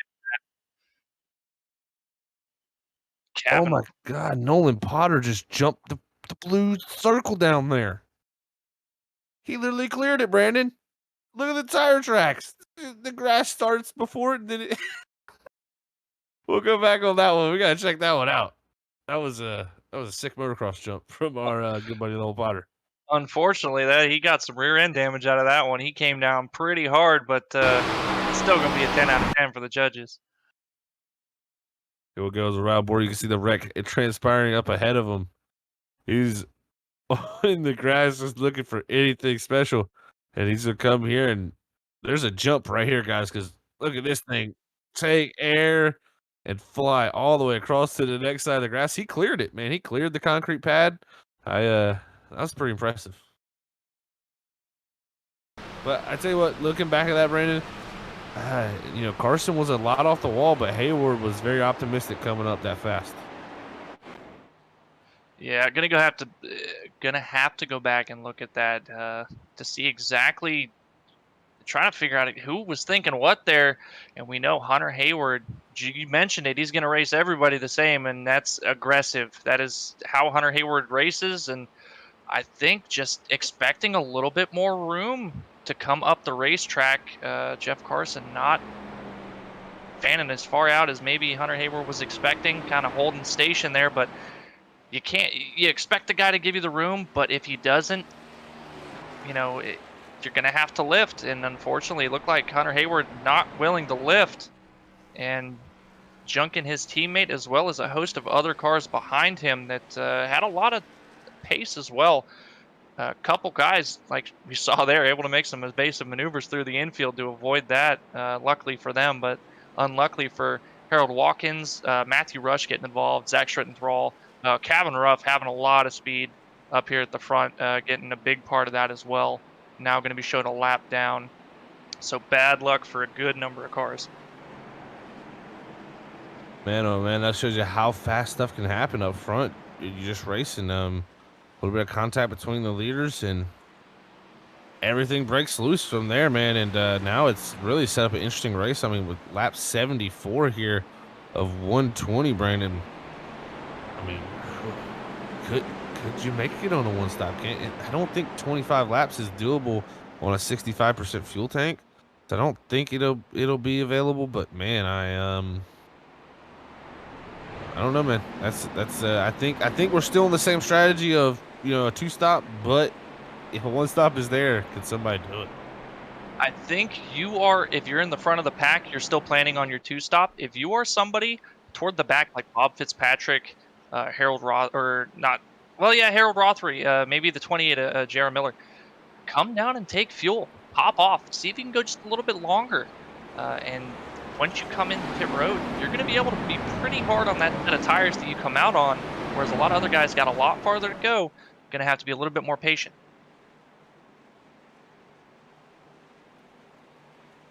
Well, Stephen Baldwin out here on the front row with our leader, James Catrone, as we'll get ready to go back. Green flag racing in the restart zone. There goes Baldwin off and away. Green flag is out in the air as he'll take the lead down towards turn 1. Catrone up high with GT Rosari in his mirror. We're looking at this play out as they go down the 1. GT now one of the only drivers that was really up in that top group other than Catrone to be left after that wreck.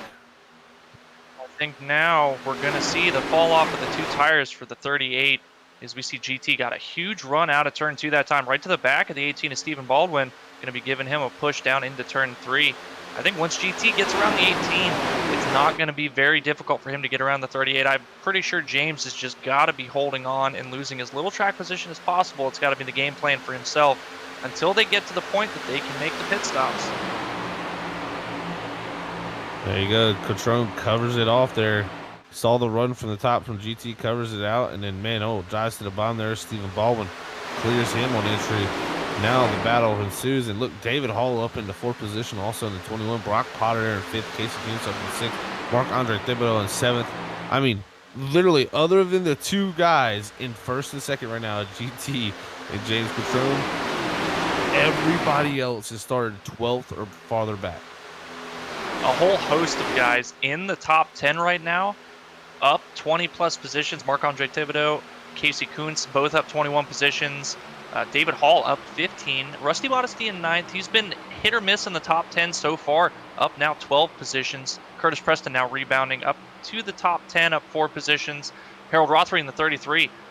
In 12th, up 18. So guys, again, taking advantage of misfortunes of others and just being able to avoid these cautions, keeping the car relatively clean. Some guys, decent bit of damage on the car, but if you can keep it running, and a lot of guys have a lot of problems, you're going to get a good finish out of it. And we're seeing that right now, especially out of the 21 of David Hall. His front end is pretty destroyed, but up here in the top 10. And I tell you what, Curtis Preston just passed so many cars. He literally went from the 11th position to 7th in 1 lap, guys. That was so impressive. Now going to the inside, Casey Kuntz as the battle behind him ensues with Rusty Modesty and the 27 of Marc-Andre Thibodeau. I mean, there are so many different little things. Remember Bob Fitzpatrick, who saved the set of tires, he's still in the 5th position, so he's hanging on. man, it's working out for him. It is, and it's kind of, once these guys, the cooldown period is helping Bob Fitzpatrick's older tires keep pace for a little while, and the longer he's able to keep pace, the better position he's going to have once these tires start to even out. And it looks like now, looking at the lap times this time by GT in the lead, running a 39.27. Bob Fitzpatrick on his older tires, a 39.42. Only 0.2 difference, but he's also doesn't really have the draft to be running with. So once he gets the draft and can really get a good toe, all he's got to do is ride, and he's got a good position right now as himself and Curtis Preston able to move themselves into the 4th and 5th positions here, kind of split in the middle on look like Brock Potter and Casey Kuntz. And now Curtis Preston sliding up in front of the 3 car, and the 3, he said, you know what, I'm going to try to take that right on back down the front stretch across the line.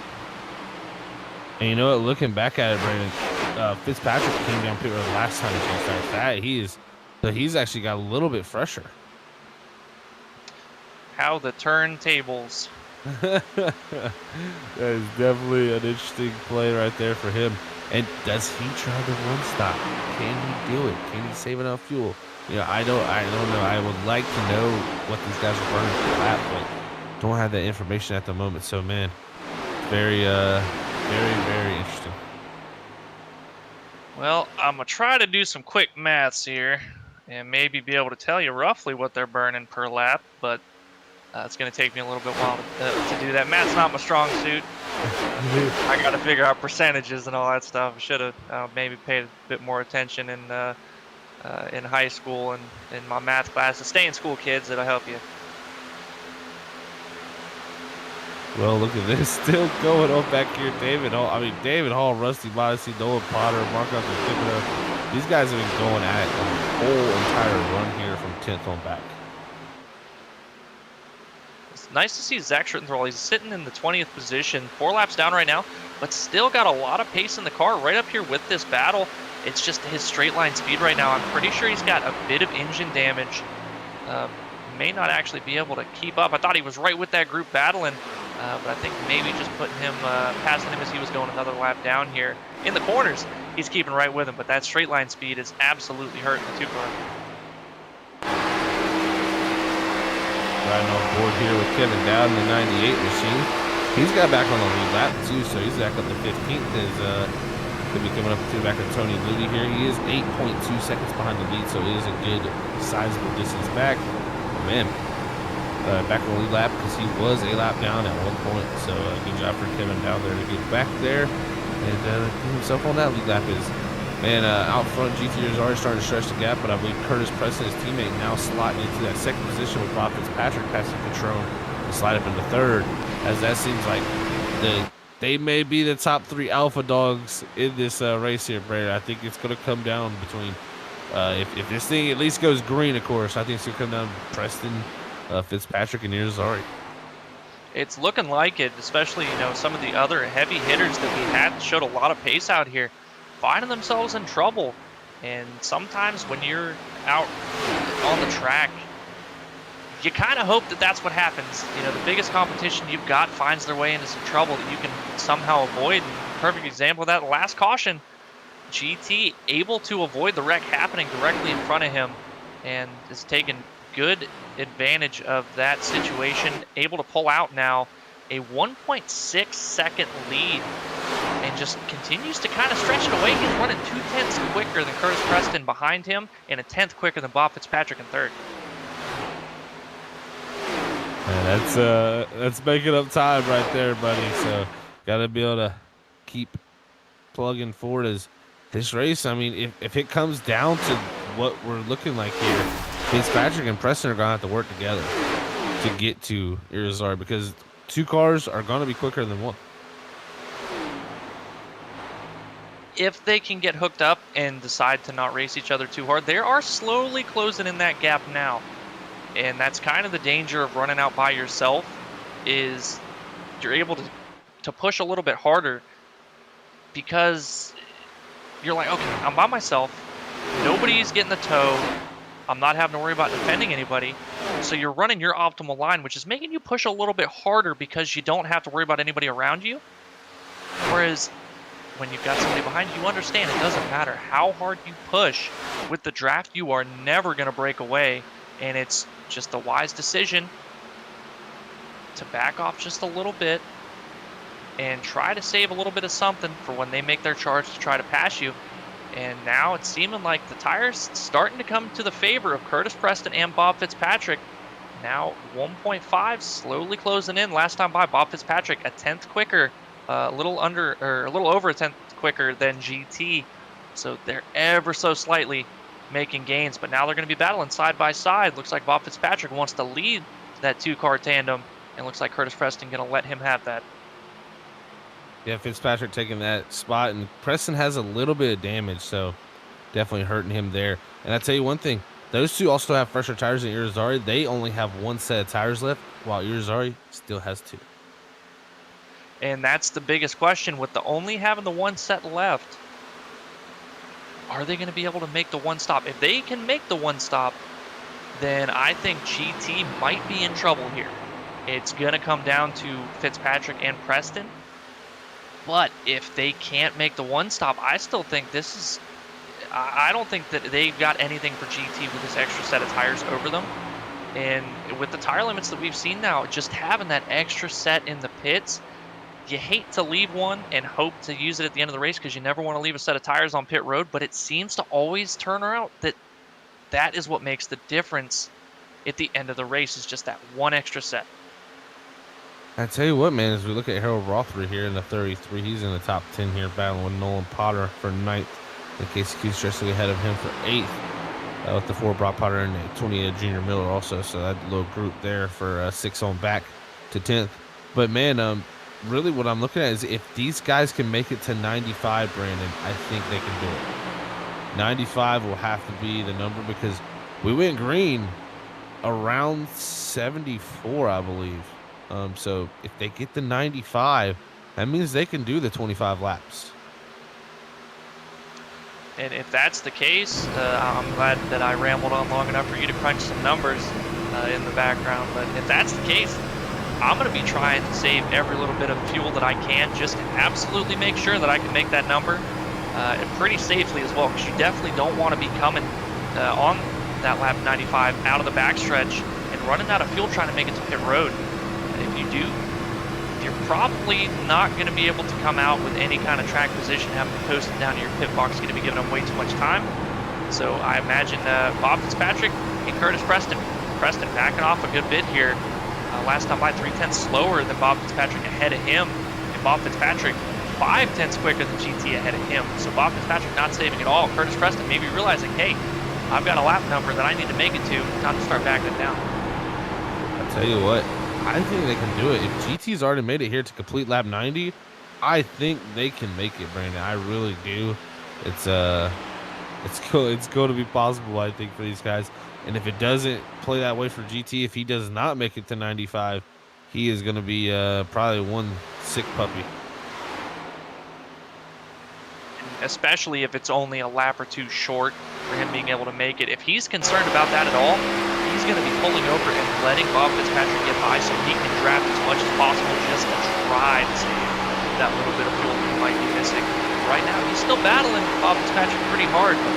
Fitzpatrick having those slightly pressured tires, it's not going to be the easiest thing to defend that free car, but still great run for GT out of turn 4, still holding on to the lead as they go down to 1.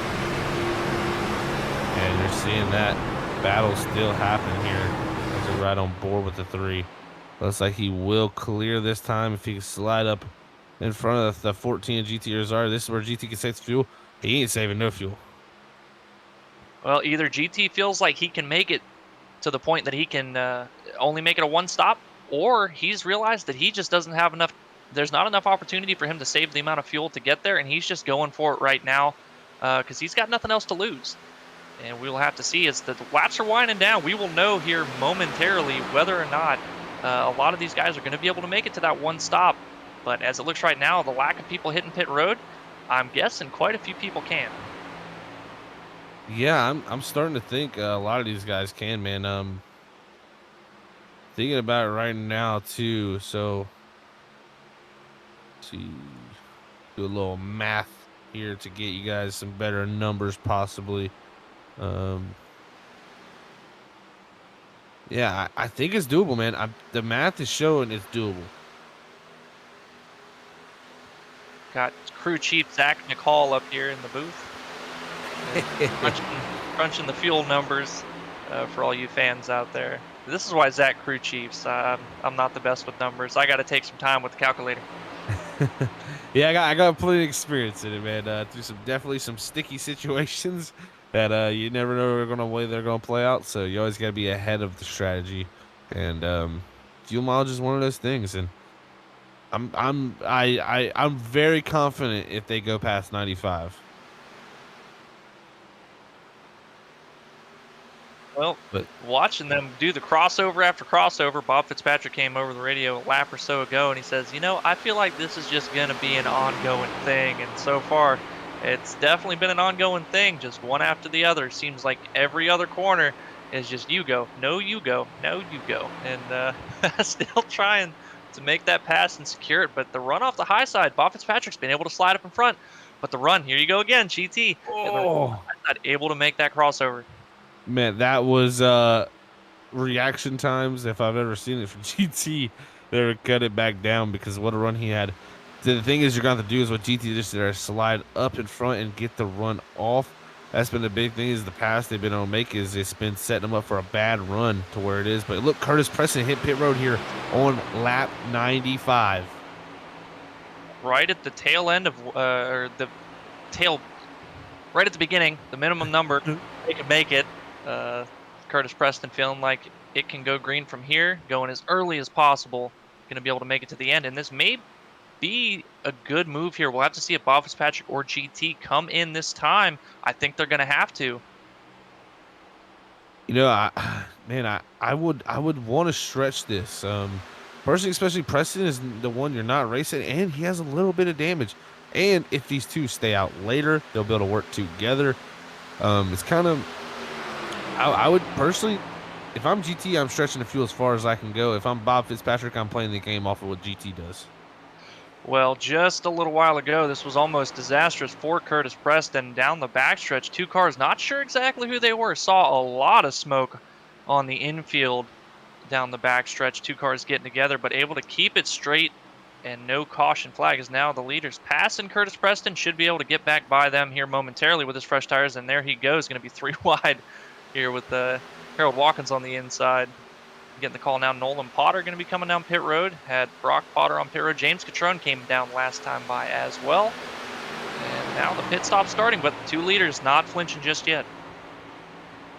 Yeah, no flinches yet for these two as they see their other competitor of Curtis Preston there pass by in the 29. Now looking back at the 27 of Marc-Andre Thibodeau in the top 5 in the movement. Man, some of these runs for some of these guys tonight have just been spectacular and what a lot of guys need. Sometimes a good run is just what the doctor ordered, Brandon. Yeah, it's a lot of confidence that you have been able to stay out of a lot of the wrecks that have happened seemingly in front of you. Able to just find your way through it, keep the car clean, don't put yourself in too many bad positions, and just plug away at it, get a good finish. It's a lot of confidence for these guys. And now got our two leaders hitting pit road. Marc-Andre Thibodeau hitting pit road from 5th position. Looks like David Hall, Casey Kuntz, and J.R. Miller opting to stay out this time. So they're going to take over 1st, 2nd, and 3rd positions at the moment. Well, it looks like no mistakes for Fitzpatrick into his pit box. Have to see what Irizarry did also, as I believe he comes in, and no mistakes for him also. Both those drivers making solid stops. Looks like Fitzpatrick going to be behind as they come off the pit road. But man, oh man, as I believe Curtis Preston's already gone by these two. Yes, he has. He's coming off of turn 2 while they exit in the middle of turn 1 and 2. So he's going to have a nice little gap, but these guys are going to have much fresher tires and a cleaner race car. And to your point, the fact that they pit a little bit later, they were battling pretty hard amongst themselves up there for the lead, and to be able to push it that far. Curtis Preston pit as early as you possibly could, and now he's going to have clean racetrack. He's not going to have anybody to draft off of to try to save a little bit of fuel. That's going to have to be a concern. But like you said, GT and Bob Fitzpatrick going to be running together there. Looks like they're communicating amongst each other that, hey, don't battle right now. We got to go catch this guy, and then we can worry about who's going to win this race.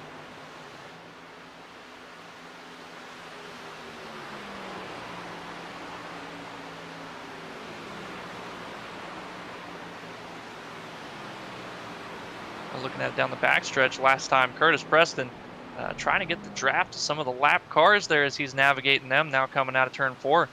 And looking at the lap times, have to see what it's this time by as David Hall hitting pit road. Curtis Preston now going to be inheriting the lead.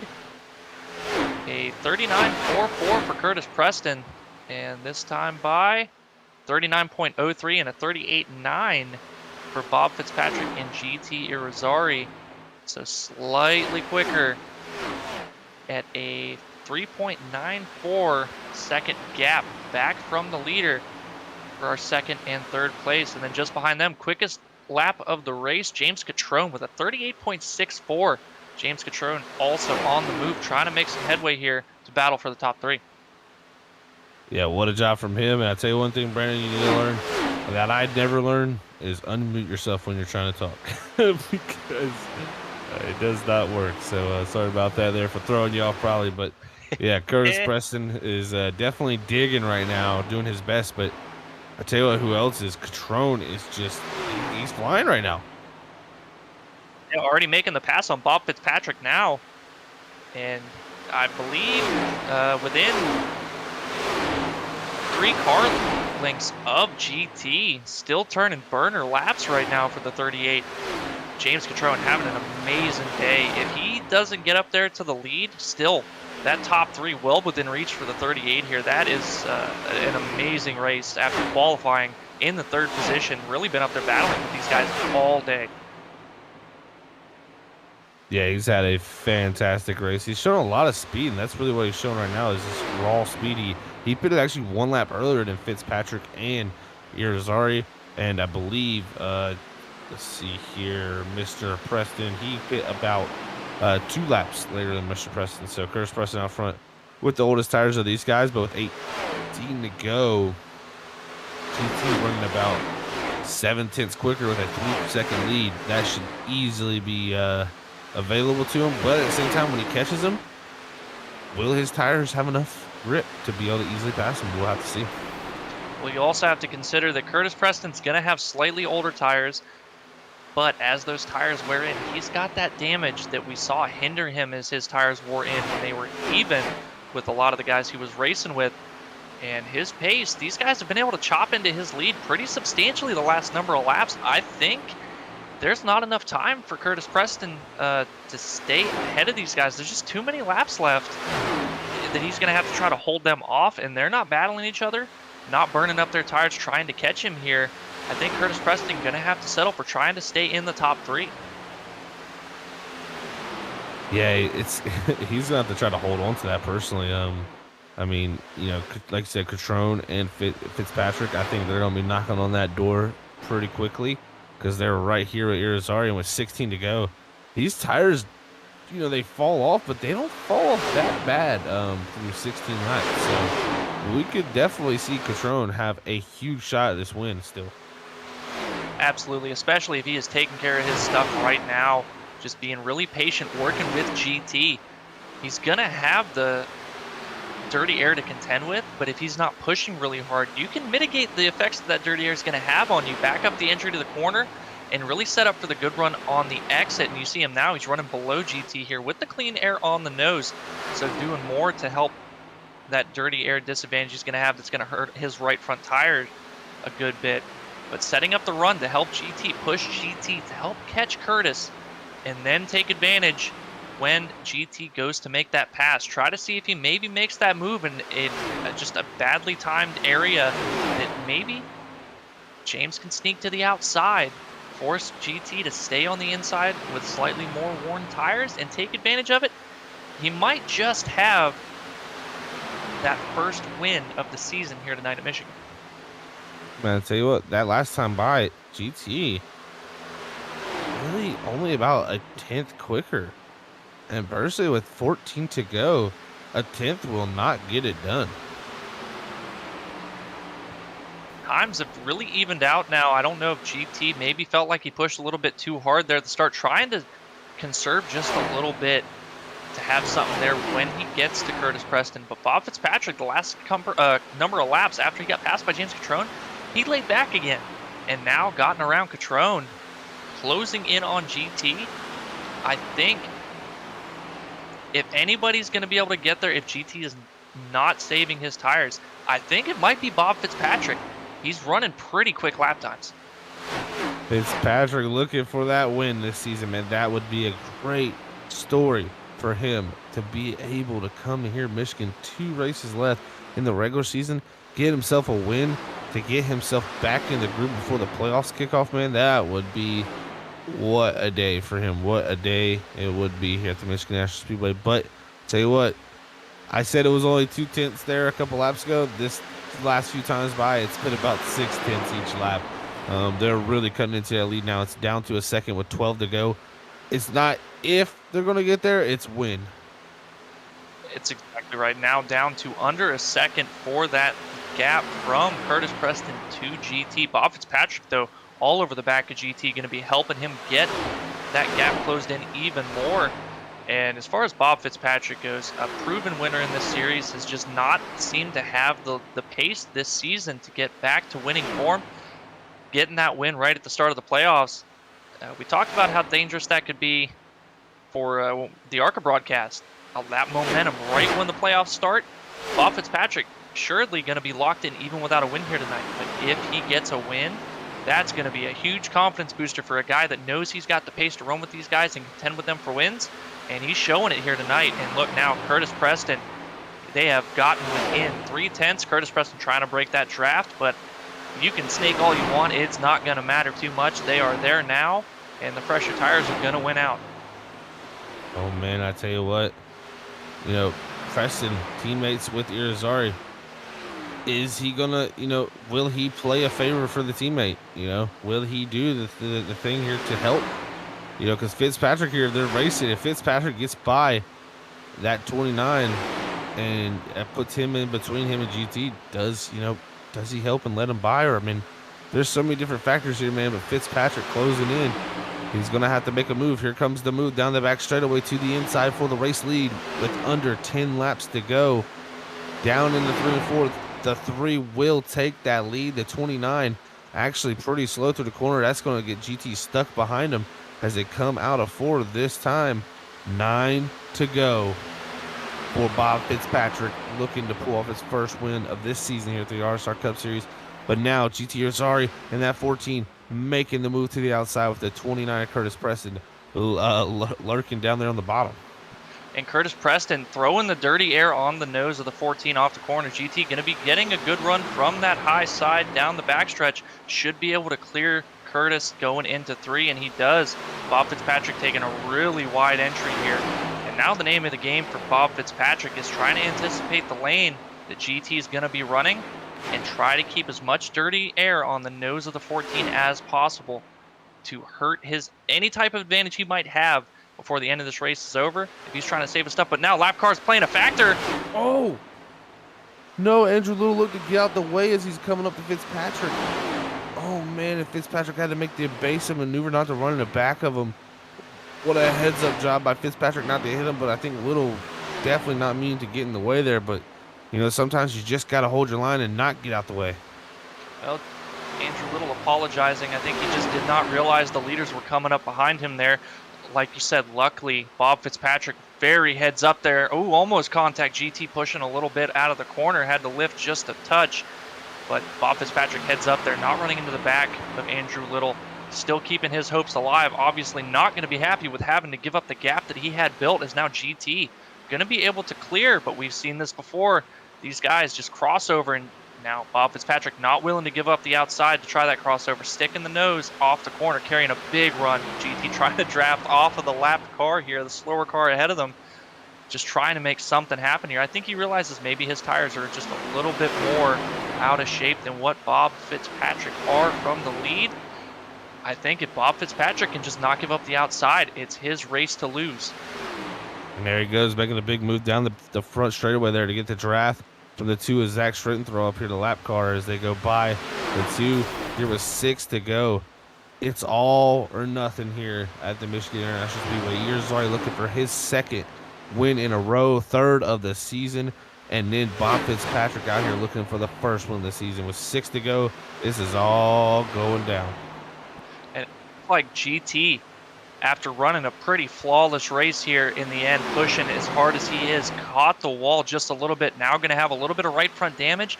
That's going to hinder his speed and even more so his chances to finally just find a way to get around Bob Fitzpatrick here. As it looks like this time across the line, Bob Fitzpatrick with a 40.1 second lap. He's 40.4.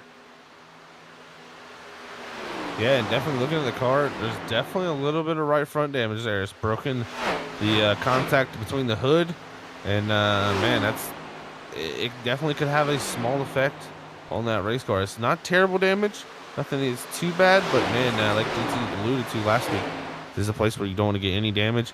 And at the moment, Fitzpatrick, I think, driving away, has 4 to go. We'll see if Irizarry can do anything with this draft. Big actual run down this front straightaway here for that 14, as they have 4 to go. Last time by, Fitzpatrick about 200 slower, but GT's going to need more than that if he wants to win this race. Absolutely. If you're Bob Fitzpatrick, you are absolutely okay with giving up a couple hundredths every lap, because it is definitely not going to be enough. And even if he gets to your bumper, as long as you defend the outside there, he's not going to be able to make the pass. He's going to have to try something just extraordinary to get that pass done. But Bob Fitzpatrick running that middle lane, letting GT get the better run off the corner, going to have the draft as well. But even still, the run, it's not that big. He's not pulling up all that much. Still now, 0.3 of a second and only 100 separating them on lap time.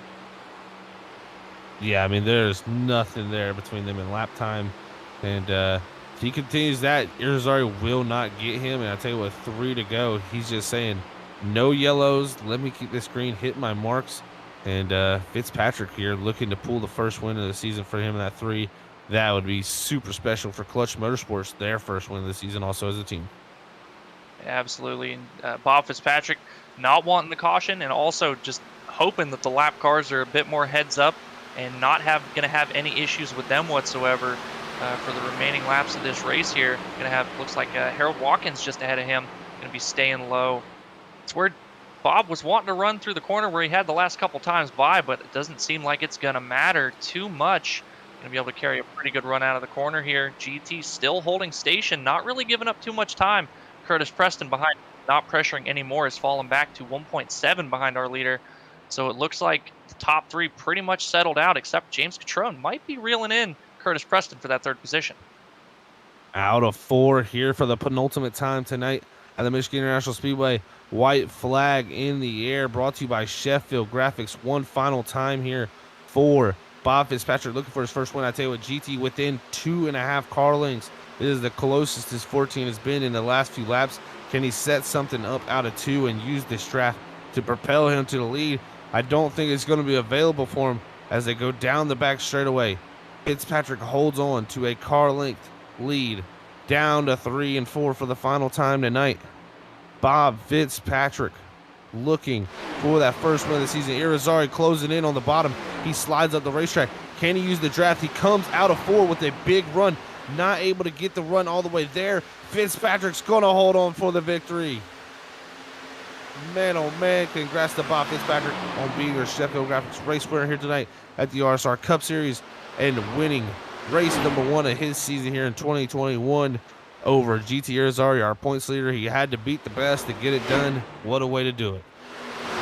Yeah, job for Bob Fitzpatrick. Really thinking that taking tires that early it was going to hurt him, but it played out beautifully, and great job getting that 1st win of the season, back to winning form for the 3 car, and I'm sure he's going to be really excited in his interview here to finally get back in victory lane. Oh, I'm sure he's going to be ecstatic, every bit of that for sure, man, as he heads down now to the front straightaway to celebrate tonight's race win here, brought to you by Sheffield Graphics, as he celebrates on the front straightaway here in the Irish Spring Hills in Michigan. What a race it was here tonight for the RSR Cup Series. We'll be back here, everybody, as Fitzpatrick celebrates. We'll get our top 3 finishers, and we will have a post-race interview with them. We will be right back in one moment.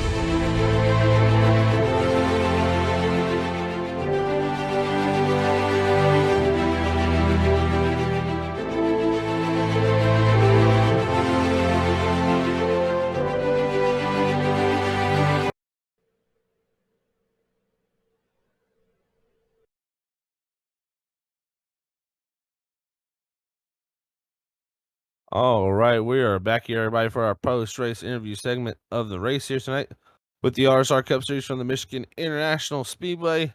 First up, we got our third-place man, Curtis Preston from Slide Job Racing, our third-place man in points also, to see what his thoughts are on this top 3 finish. Hey, Curtis, it's Zach up in the booth, man. You got a copy? Sure do, Zach. How you doing this evening, bud? I ain't doing good, man. I tell you what, a wild race for you, Curtis, man. You're a warrior, man, because you fought through a lot of stuff tonight to make it there to the end, even with the damage, but able to bring home third man with a little bit of a bump on the rear end there. How was that? Oh, it's fun, man.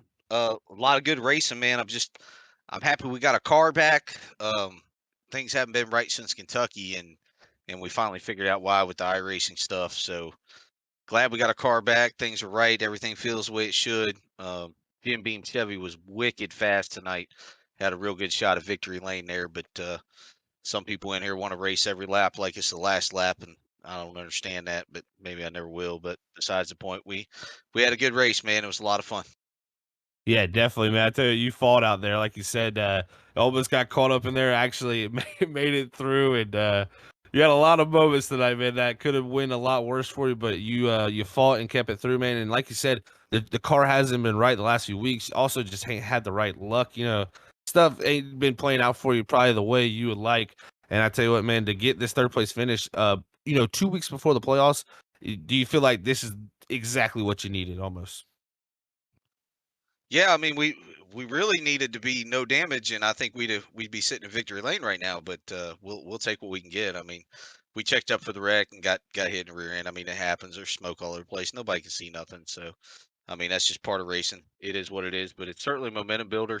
We've been working on stuff, man, trying to get stuff ready. We spent the last 5 or 6 weeks, man, trying to get ready for the chase, and we feel like we got everything where we want it and doing what we want to do. And then the iRacing thing come out, and when we went and tested, we were like, yes, it's back. We got our car back.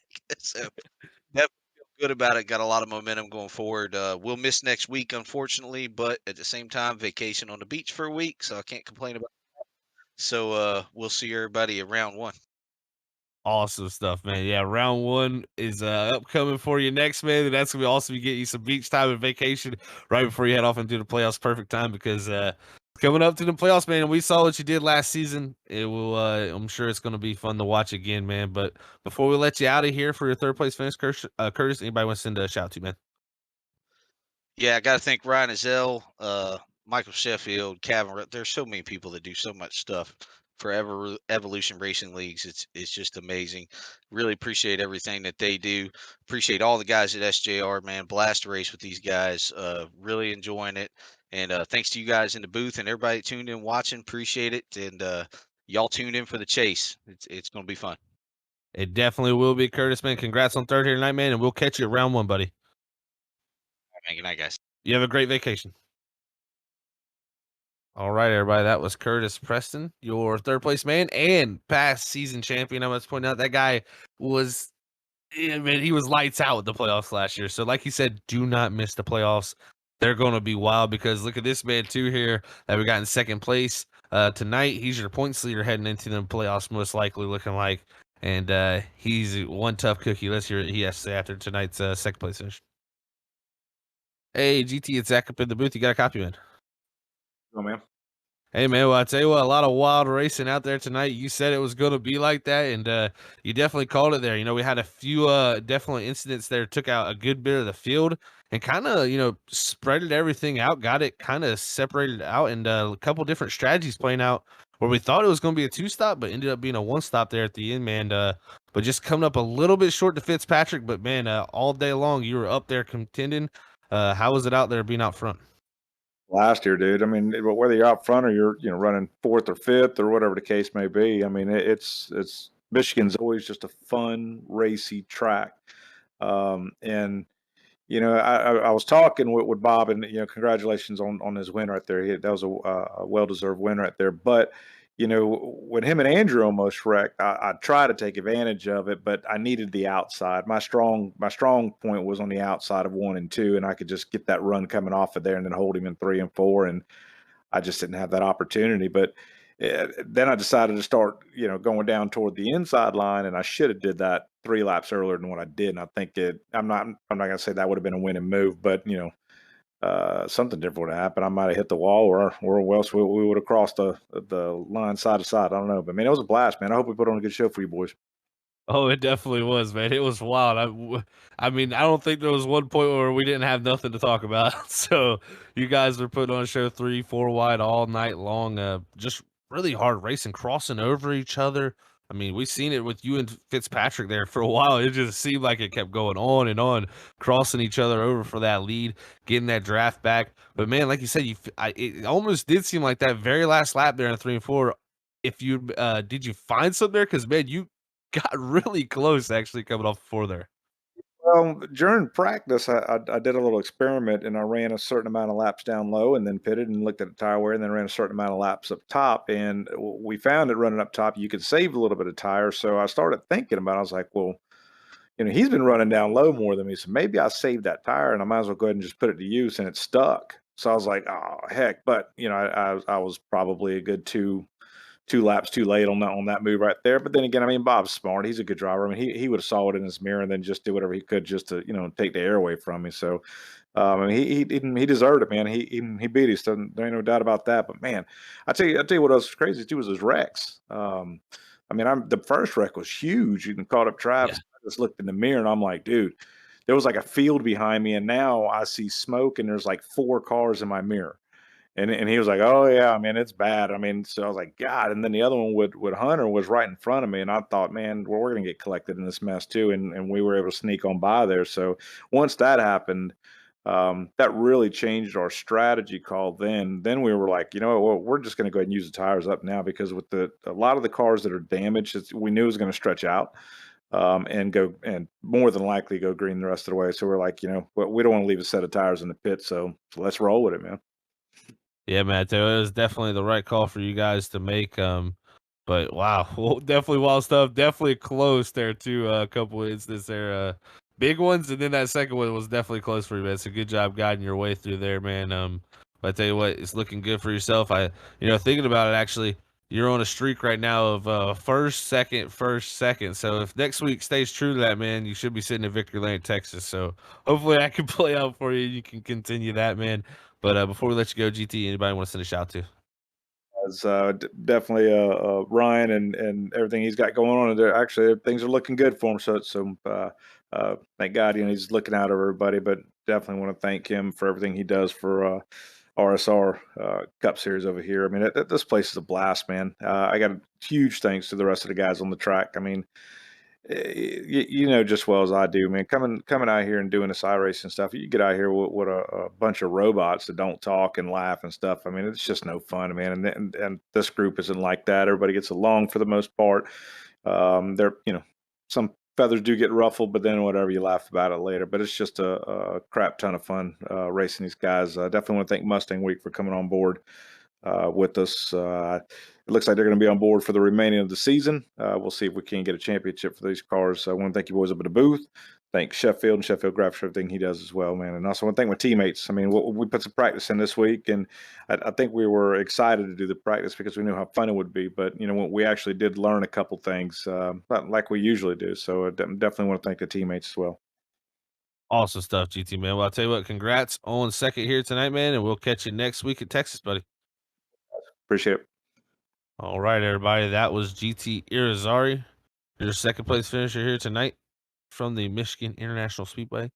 Now we'll head off to your race winner, brought to you by Sheffield Graphics, Bob Fitzpatrick from Clutch Motorsports. First win for Clutch Motorsports this season.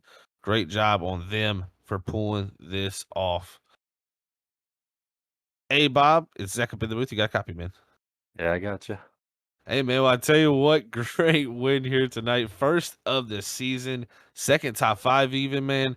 It's probably not been the season you wanted, man, but how does it feel to come here to Michigan tonight and put together, I mean, the speed you've shown this season, at some point it felt like it was going to happen, but man, tonight it all fell into sorts and you were able to bring it home the victory. Just let us know what that means to you. Yeah, man, it's been a while since I've got a win here, especially in this league. It's just so competitive. But man, it was a fun race. GT giving it all. We were battling there in that before the pit stops there in that third stage, back and forth. It was pretty fun. Yeah, that was a definitely interesting moment in the race. It seemed like it never ending crossover between you guys back and forth. And it was great action for us up here to call. So we had a blast calling it. So we got to thank you guys there for putting on that show for us, Bob. But man, just really able to make the right calls there. Then you pit with GT, you came out, and it seemed like when y'all took off, it kind of almost like you saved a little bit of tire. And then from there, once you got caught back up to him, you got by him, got by his teammate, and then from there, kind of was smooth sailing, caught a lap car, and had a pretty interesting moment there with Andrew Little, was able to get by and hold him off, man. I mean, that was tough. It had to be tough, especially with that moment there where you got checked up so hard. I mean, you probably thought it was all over possibly then. Yeah, oh, I thought they were going to be gone. I probably put 70% brake into it. I had to slam on them, and I'm like, because I got a little bit of a gap on GT when I passed Curtis there, but I thought he was down low like he always was, and then he went up high and then came down low again a little bit, and I thought when he went high that meant he was going to stay high, but he didn't see us and he wasn't paying attention. Well, thankfully it didn't bother it. I got a little lucky with that caution with the 10 laps in, so because I didn't take tires at that second stage break, hoping for something like that. Yeah, I think that might have been the reason I even was able to keep it up there. Yeah, definitely. That was a good point there, man. That caution there with your strategy definitely played out in your favor there. Be able to come down, get the tires, and make it in a one stop there with that one set of tires you also had left. But with the victory now, you came in tonight here sitting in the 9th position in points, so looking good to make playoffs, especially with the win now, of course. But after the win here tonight, we only got Texas left, man. How do you feel like this can shape up maybe a playoff run for you? Yeah, hopefully. It's just seems like everybody in this league is just getting better and better and better. And it's you got to put in a lot of practice here to keep up with some of these guys. But hopefully this will catapult me and get me going here, get me back here to Texas, a good one. Maybe I'm back here tomorrow or next week. Hey, man, we would love to see that, Bob. It would definitely be a good sight to see, man, because I know you're definitely wanting to get yourself a victory lane. Got yourself there tonight, so congrats on that. And getting your team there a win at Clutch Motorsports, buddy, so congrats on that also. But before we let you go and celebrate for your victory tonight, man, anybody want to send a special shout out to? Yeah, just the team. They helping me big time here. Keeping the radio was quiet for about 20 laps there at the end, let me focus. And then, my wife let me do this every once in a while, every week, Yeah, definitely, Bob. I tell you what, buddy, congrats on the victory here tonight. Go celebrate this thing, and hopefully we'll be talking to you again at Texas next week, maybe a victory lane. Yeah, thanks. Put a good Yeah. show on. Thanks, guys. Yeah, you definitely did, man. Have a great night. All right, everybody. That was your Sheffield Graphics race winner there, Bob Fitzpatrick. After, a hard-fought victory in that 3. I got to congratulate that guy because he definitely beat one of the best here at the RSR Cup Series in GT RSR and past season champion Curtis Preston. So congrats to him on that. But we'll go ahead and pull up our race results here tonight with Fitzpatrick bringing home that victory. Irizarry is going to come home in second. Third is going to be Curtis Preston in that 29 machine. Fourth is going to go to James Catrone after another solid run for him in the top 5. Fifth is going to go to Nolan Potter. Sixth is going to be Junior Miller. Seventh is going to go to Casey Kuntz. Eighth is going to be Kevin Sabilla. Ninth is going to be the 33 of Harold Rothery. 10th is going to be Brock Potter. 11th, Mark Andre Thibodeau. 12th is going to be David Hall. 13th, Kevin Dowd. 14th is going to be Matthew Rush. 15th, Stephen Baldwin. 16th, Harold Watkins. 17th, Tony Ludi. 18th, Andrew Little. 19th is going to be Zach Schrittenthal. 20th, Kevin Ruff. 21st is Travis Everett. 22nd, Dustin Stallings. 23rd is, or 21st, or 22nd is Dustin Stallings. Sorry about that. It was Travis Everett 21st. The 23rd is Rusty Modesty. 24th is Jeff Carson. 25th, Hunter Hayward. 26th is Anthony Yunez. 27th, Chad Biesinger. 28th, Kevin Zabladil. 29th, Ryan Bean. 30th is Craig A. Burns. And 31st, rounding out your field, is Nathan Campbell, as that is your race results here tonight from the Michigan International Speedway for the RSR Cup Series. Brandon, we had one heck of a race here tonight for 120 laps. We head off to Texas next week for the last race of the regular season before we kick off the playoffs. This season keeps ramping up the almost the meter of aggression and just the total racing action out there. What do you expect we see at Texas, and what do you expect to see in the playoffs? Well, first of all, congratulations, Bob Fitzpatrick, for finally getting that win this season here at Michigan. It was a blast to watch this race.